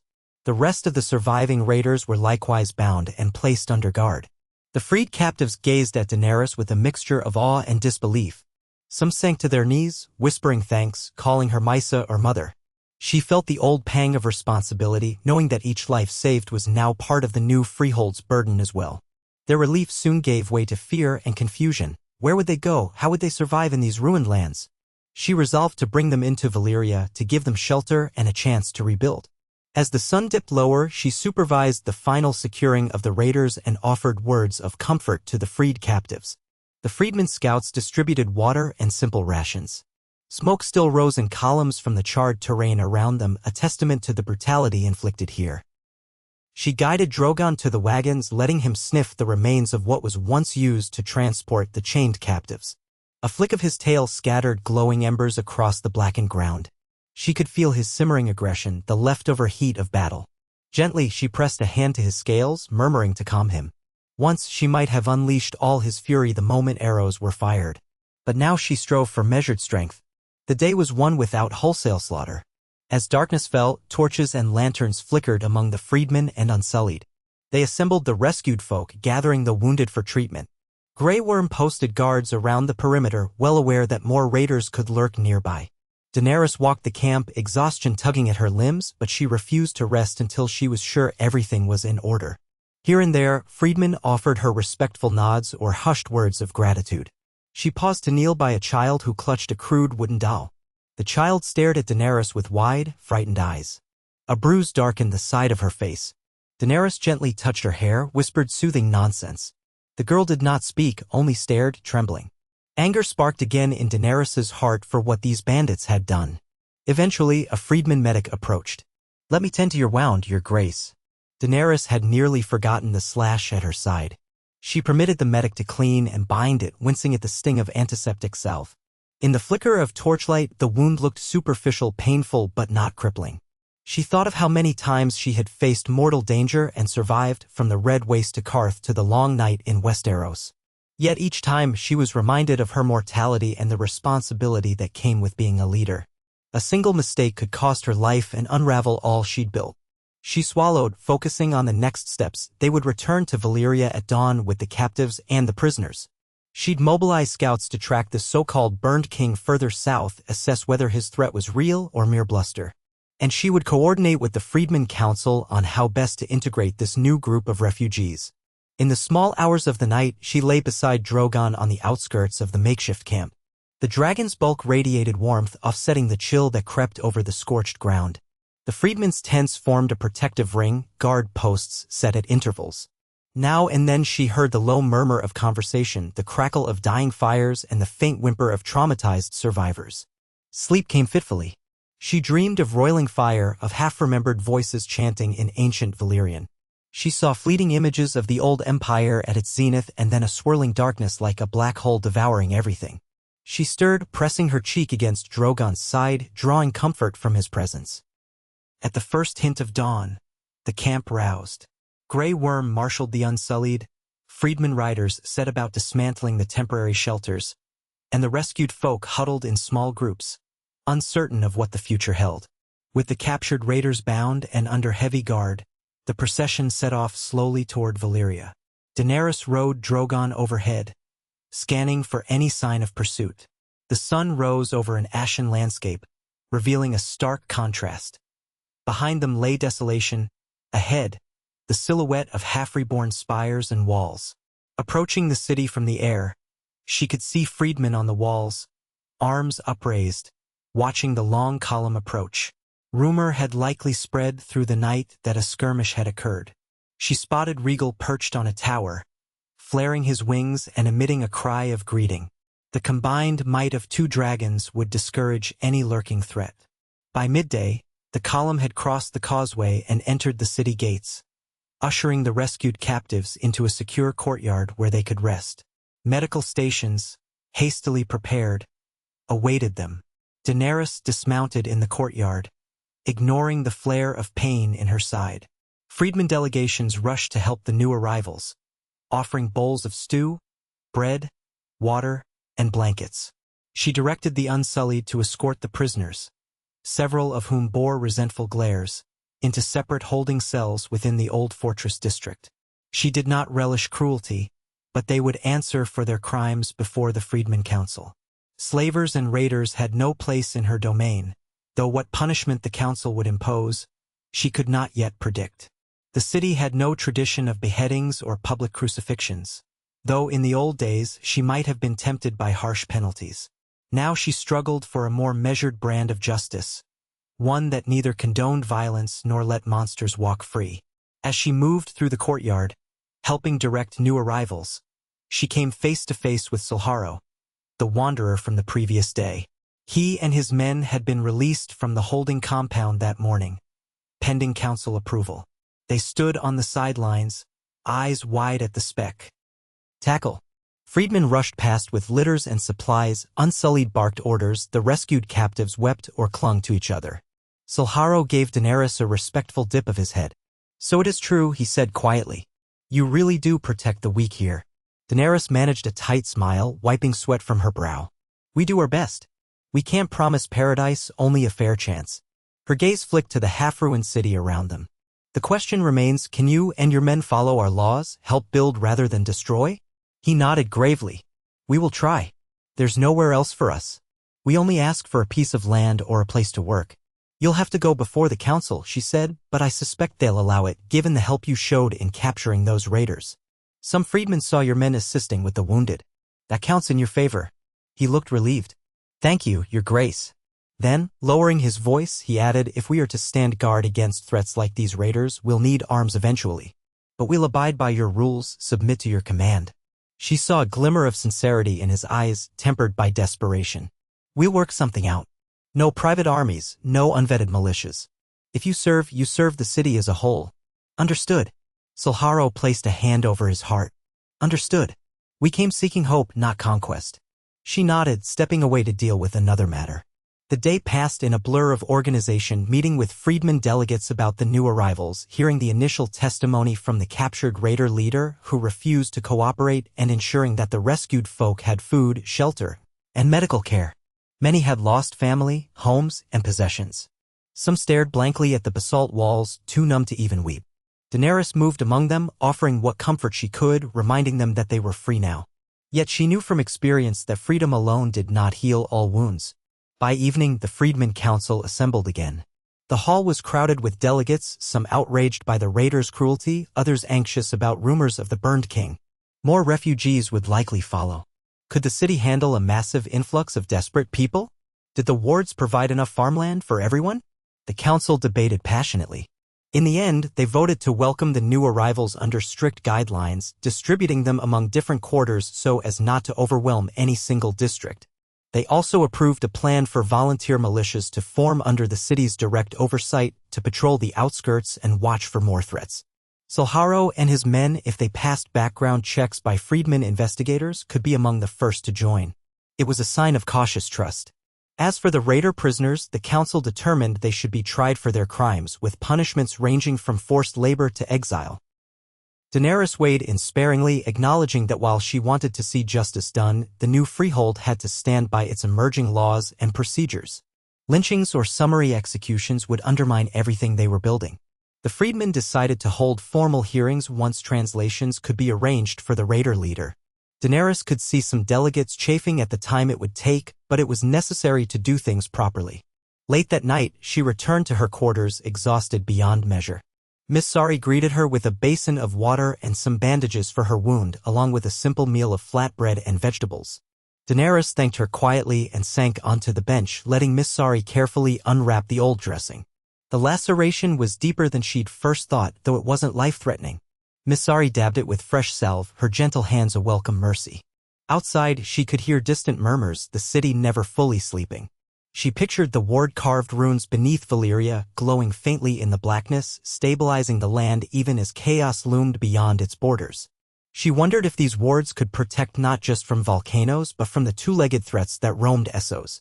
When Miss Sari finished tending her, Daenerys dismissed her for the night and limped toward the window. The moon was high, bathing the city in cold silver light. Flickers of torchlight revealed the walls, the gates, the silhouettes of patrolling guards. Far above, Valyrian soared, his pale wings shimmering. The day's events weighed heavy, the stench of burnt fields, the terrified eyes of captives, the sight of the raiders' swords swinging at her. This new Freehold was more than a dream, it was a fragile bastion carved from the bones of an empire that once drowned the world in fire and blood. She felt the echoes of that old doom in every stone.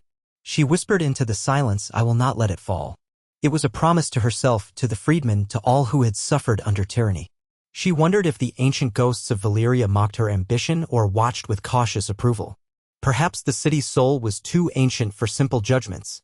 All she knew was that she had dragons, she had a people who believed in something greater, and she had learned from her darkest mistakes. Tomorrow would bring fresh challenges, fresh negotiations, fresh dangers. But tonight, she allowed herself a single exhalation of relief, pressing a hand against the glass, feeling the faint tremor of distant molten currents beneath the land, remembering who she was and what she had pledged to create. Dawn brought a scorching sun and fresh labors. Blacksmiths hammered away at weapons and tools, freedmen farmers trekked out to the fields, and Daenerys set about planning a diplomatic mission. News had reached her that a small city-state to the south, previously unknown or forgotten, had signaled a willingness to negotiate trade. If this burnt king threatened them as well, perhaps alliances could be formed. She intended to send an emissary, maybe Roran or another skilled negotiator, protected by a modest escort of unsullied and freedmen volunteers. In the council hall, she laid out the plan, carefully delegating tasks, mindful not to overreach the city's resources. The Freedmen Council consented with mild debate, some members urging that Valyria focus on internal stability before seeking entanglements. Others insisted that forging alliances now might stave off future wars. A compromise was reached. The mission would be small and unobtrusive, with no promises of immediate involvement in foreign conflicts. In the midst of these deliberations, a messenger arrived bearing an urgent request from the Valyrian envoys. They had heard rumors of the raid and the presence of possible slavers. They wished to speak with Daenerys at once, presumably to clarify their own stance against slavery or glean information about this burned king. Daenerys, not in the mood for more diplomatic posturing, still agreed to meet them. The Freedmen Council concurred, showing them the cruelty of the raiders might galvanize Volantis's elephant faction against the horrors of the trade that still lingered in Essos. So, late that afternoon, she received the envoys in a partially restored audience chamber. Grey Worm and half a dozen unsullied stood watch while Roran readied his notes. Malco Torgarin, the lead envoy, bowed deeply. "Your Grace, word reached us that you engaged a band of marauders, rumored to be capturing slaves. We trust you, and your city suffered no great losses." Daenerys eyed him with caution. "We suffered injuries, some property damage, but we freed a group of captives. Those who took them called themselves servants of a warlord to the south. They burned fields and villages, capturing whomever they could. We put a stop to one group, but there may be more." Malco exchanged glances with his companions. "This is troubling indeed. The Triarchs would not wish for such lawlessness to spread. If this burned king continues unchecked, he may threaten trade routes, including those we hope to establish with you." Daenerys folded her arms. "So you fear for your profits more than the lives of those taken as slaves?" Malco looked mildly offended. "We abhor the idea of innocent men and women torn from their homes, especially if it threatens stability. The Elephant Triarchs have made a public declaration against slavery within Volantis proper, though we cannot deny that factions within the city profit from it outside our borders. Still, if your new freehold stands as a bulwark against such practices, perhaps we have a mutual interest." She recognized his careful wording. Volantis was still riddled with hypocrisy. Even so, if they could be persuaded to assist in containing or stamping out raiders, it might save lives. "What exactly are you proposing?" Malco cleared his throat. "We propose that Volantis could send a detachment of skilled troops, certainly not an invasion force, to help guard key trade roads, thus discouraging bandits. We could coordinate with your forces, sharing information about these raiders and their movements." Roran glanced at Daenerys, brow furrowed. She understood his concern. Allowing foreign troops so near Valyria might be a double-edged sword. Malco, reading the hesitation, rushed to add, "We can negotiate the specifics. Naturally, we wouldn't place a single soldier in your territory without your express permission. But the region around Valyria remains wild and dangerous, and the Triarchs hope to see trade flourish unimpeded." Daenerys considered. "An interesting offer. But any Valyrian involvement would have to be monitored. We will not let your troops operate freely." And if I hear even a whisper that they are seizing people as spoils or reintroducing slave trade under some pretext, you and your triarchs will find your welcome here revoked." Malco bowed again, a hand over his heart. "We understand. We would never risk your displeasure." He hesitated, then ventured, "In return, we ask only that, should you recover any trade goods or property stolen from Valyrian caravans, you allow us rightful claim." Daenerys repressed a smirk. "So it came down to property. Still, if this arrangement deterred raiders and slavers, it might be worth the caution. Let us draft an agreement to be reviewed by the Freedmen Council. Only then will I decide." He gave a measured nod. "As you say, Your Grace. We stand ready to formalize terms whenever you're prepared." When the envoys had departed, Roran exhaled loudly. "Volantis knows we are strong enough to hold our own, yet also new enough to be vulnerable if the region erupts in chaos. They want a foothold here for trade, possibly more. And we want them to turn away from slavery for good. An uneasy dance." Daenerys looked at the swirling patterns in the basalt floor, remnants of ancient Valyrian artistry. "Then we dance carefully, Roran. We use them to strengthen the fight against raiders and slavers, and they use us to secure profitable markets. If it spares innocence from chains, I'll consider it." She ended the day in the same manner as many before it, walking through the city streets, listening to freedmen's concerns, ensuring basic needs were met. The influx of refugees from the raid forced them to open additional shelters in a disused segment of the city. She urged the building crews to expedite repairs in that area so the newcomers would not live in squalor. The freedmen militia was forming quickly, with Silharo's men volunteering to patrol the southwestern approaches. She reminded Grey Worm to keep an eye on them. Trust was earned, not freely given. Night fell, and from her balcony she watched the interplay of dragonfire and moonlight. Drogon soared in the distance, occasionally letting out a roar that echoed across the ruins. Regal and Valyrian circled closer, their silhouettes weaving through shattered spires. In the courtyard below, freedmen gathered around small fires, sharing the day's stories, forging bonds that transcended backgrounds. Some were from the Summer Islands, others from the Dothraki Sea, still others from Lys or Pentos. Bound together now, not by chains, but by mutual ambition. A gentle breeze carried the lingering odor of sulfur and ash, but Daenerys had grown used to it. She let her gaze roam over the city, pondering the next steps.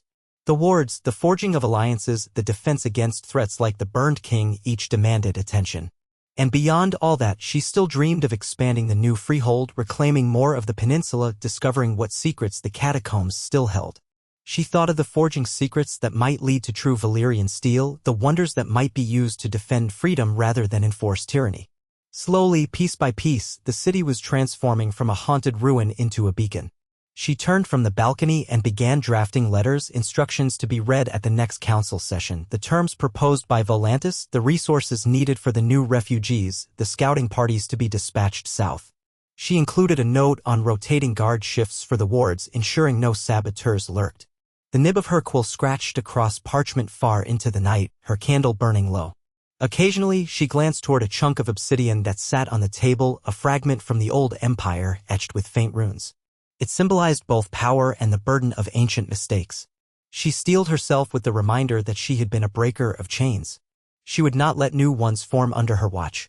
The next morning dawned hot, as usual, the sky tinted red by volcanic haze. Daenerys rose early, determined to visit the forging district before her other duties claimed her attention. Tucked near the southwestern edge of the city, a series of newly built forges harnessed the region's abundant thermal energy. Great vents funneled the heat upward, making it easier to reach the temperatures required for advanced metallurgy. Freedmen blacksmiths toiled with sweaty determination, hammers clanging on glowing metal. The air shimmered with heat, and the acrid smell of molten ore clung to every surface. She arrived on foot, accompanied by two unsullied for protection but otherwise unannounced. Stopping by the largest forge, she watched from a distance as Sorrenda supervised a team of smiths in shaping steel ingots. Firelight bathed them in flickers of orange, and the rhythmic ring of hammers was hypnotic. When the ingots glowed bright yellow, Sorrenda nodded to a younger apprentice who deftly transferred them to an anvil. Sparks flew as the apprentice hammered with a steady precision Daenerys admired. It reminded her of how each blow shaped raw potential into something stronger. Sorrenda noticed Daenerys and waved her over, pushing back a strand of sweat-damp hair. "Your Grace, you're up early. I'd have tidied the place if I'd known you were coming." Daenerys smiled. "No need. You're busy forging our future here. How goes the steel production?" Sorrenda shrugged. "Steady. We can produce good quality armor and weapons, better than many city-states, thanks to the volcanic heat. But we're still far from replicating true Valyrian steel. That remains elusive. Daenerys nodded. She had not expected miracles overnight. The secrets gleaned from the catacombs were cryptic, and the forging process that once made Valyrian steel so legendary involved both dragonfire and arcane knowledge that had been lost in the doom. "Any new insights from Roran's translations?" she asked. Serenda's expression brightened a little. "A few hints. Something about folding metal under a sorcerous flame. But we're not sure how to interpret it. Roran suspects it might require a specific ritual or environment beyond just a blast of dragonfire. We're still studying possible catalysts." Daenerys recalled how the old accounts spoke of binding spells into the metal, using the life force of dragons in some intangible way. She was both intrigued and wary. Tapping into a dragon's essence could lead to disastrous consequences if mishandled. "Keep researching, but be careful. The last thing we need is an explosion or harm to the dragons." Serenda grimaced at the mention of harm to the dragons. "We understand. No experiments without your permission. Meanwhile, we're producing top-notch steel for the new militia and for trade. If the burned king or any other slavers come calling, they won't find us helpless." Daenerys allowed herself a small measure of pride. She imagined lines of freedmen soldiers clad in well-forged armor, defending the city and its ideals. Then her thoughts drifted to the refugees who had arrived the day before. Many needed clothing, even as her forges churned out steel. It was a reminder of how delicate the balance was. She bid Serenda farewell and continued to wander the forging district, greeting smiths and observing the workshops. Large bellows pumped air into roaring furnaces, freedmen carted loads of or fuel, and apprentices fanned the heat, their faces flushed red. The synergy of labor was impressive. She felt the pulse of the city's determination in every clang of metal. Finally, she turned a corner where Regal and Valyrian lounged near a particularly large vent. Smiths had grown accustomed to the dragon's presence, though they maintained a healthy distance. Dragons often found the forges appealing, as the ambient heat reminded them of their fiery lairs. Regal snorted a jet of smoke in greeting, his green scales shimmering. Valyrian flicked his tail, stirring dust. Daenerys approached slowly, hand outstretched. Valyrian lowered his head, allowing her to pat the ridge between his eyes. A rumbling vibration coursed through him. She felt the powerful bond that still existed, though overshadowed by Drogon's stronger, more volatile link.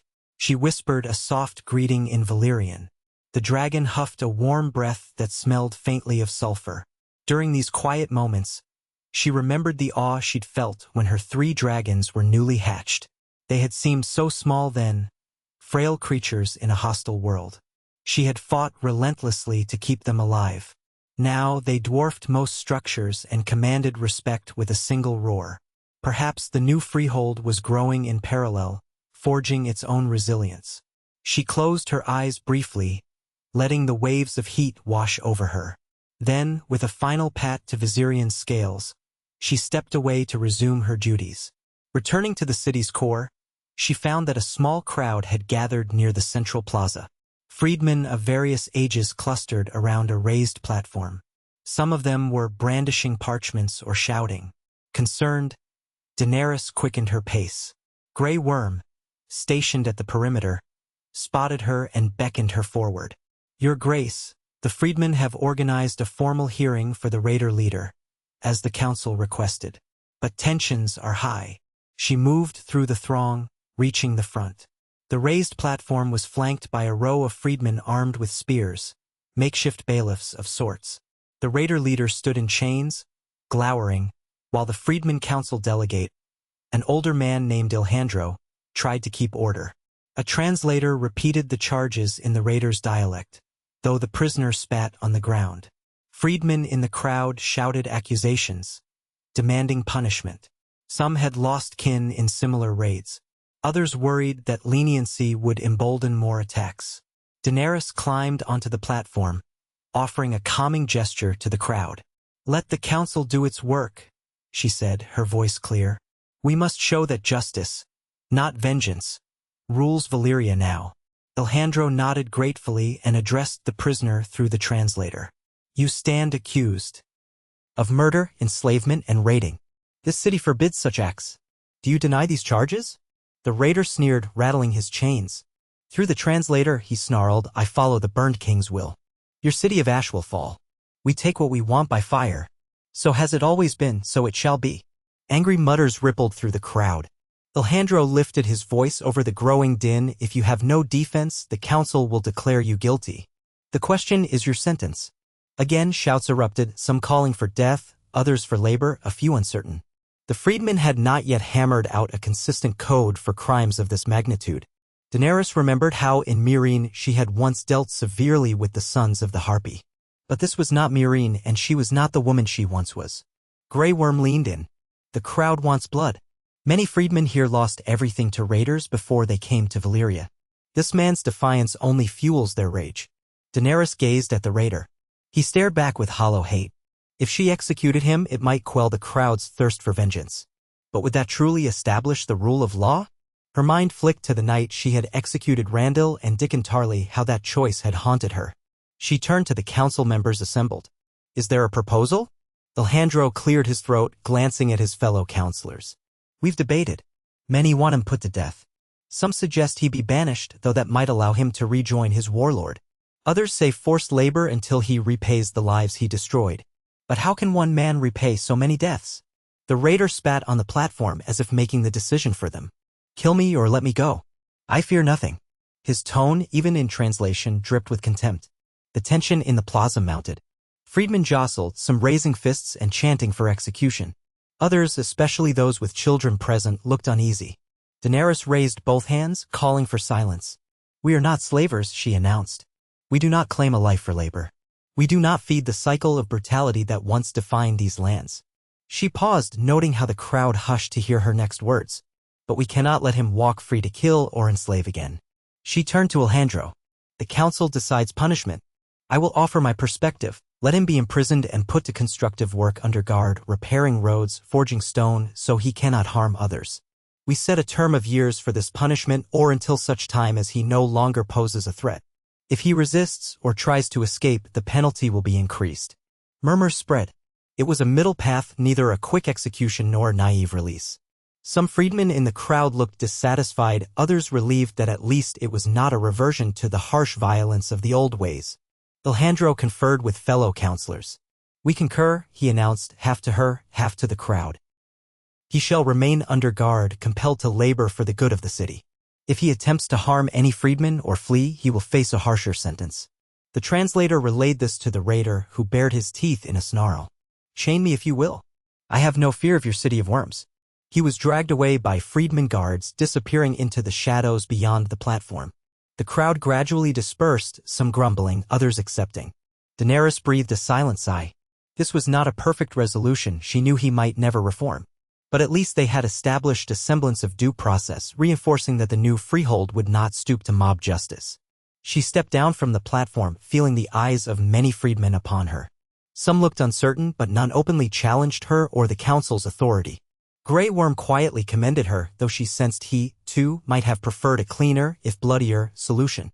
The hours that followed were consumed with more council business, primarily about provisioning the new wave of refugees and drafting preliminary terms for Volantis. Daenerys met again with Malco, clarifying that any Volantene troops deployed outside Valyria must abide by freedmen command structures. That negotiation alone took half the afternoon, with Malco alternately acquiescing and pushing for a greater presence on the roads. Both sides eventually agreed to a minimal initial deployment, subject to review at monthly intervals. Roran took copious notes, ensuring no detail was lost. By dusk, Daenerys longed for a moment of peace. She slipped out of the council hall, ignoring the flurry of scribes, and made her way toward the southwestern battlements. The sun was lowering behind the massive spires, gilding the city in orange light. Far below, freedmen scurried like ants, each with a place and purpose in this living tapestry of rebirth. Climbing a spiral staircase, she reached a parapet that offered a broad view of both city and sea. She stood there, letting the breeze play with her silver hair. The day's exhaustion tugged at her bones, and her side still ached from the raider's blade. She thought of how in another life she might have been content simply to live quietly. But her destiny, she had once believed, was to rule an iron throne. Now, she had discovered a different path, one of constant building rather than tearing down. She had not planned to remake Valyria, yet here she was, forging each day by choice and necessity. A voice behind her, "Your Grace." She turned to see Roran blinking in the evening light. He carried a scroll under one arm. "I thought I might find you here. I hope I'm not intruding." She gestured for him to join her. "No, you're not. What news?" Roran held out the scroll. "I wanted to bring this to your attention." Another partial translation from the catacombs. "We found references to something called the Thriceborn Flame. It might relate to forging or the wards." The text is fragmentary, but it suggests a synergy of three forces: dragon fire, volcanic heat, and something about the lifeblood of the chosen. "I'm not certain yet." Daenerys frowned slightly, unrolling the scroll to scan the faded Valyrian script. The runes were older than standard High Valyrian, twisted and elaborate. It could be another piece of the puzzle for Valyrian steel, or perhaps a separate ritual. The language is ambiguous. "Exactly." Roran ran a hand through his hair. "I'll keep working on it, but I wanted you to know. Sometimes these references are cautionary, warning of the dangers of meddling with primal forces. Sometimes they're exultant, promising great power. It's hard to say which this is." She closed the scroll gently. "Keep me informed. We won't rush any new rituals. We must understand the cost. We've already skirted enough peril with the wards." He nodded. "Agreed. One more thing, how are you truly?" He hesitated before adding, "Forgive me if it's not my place. You bear so many burdens. We freedmen have our counsel, our daily tasks, but you seem to carry the weight of the entire city on your shoulders."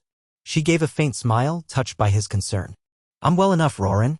Tired, worried, but resolved. Every day I see evidence that what we do matters.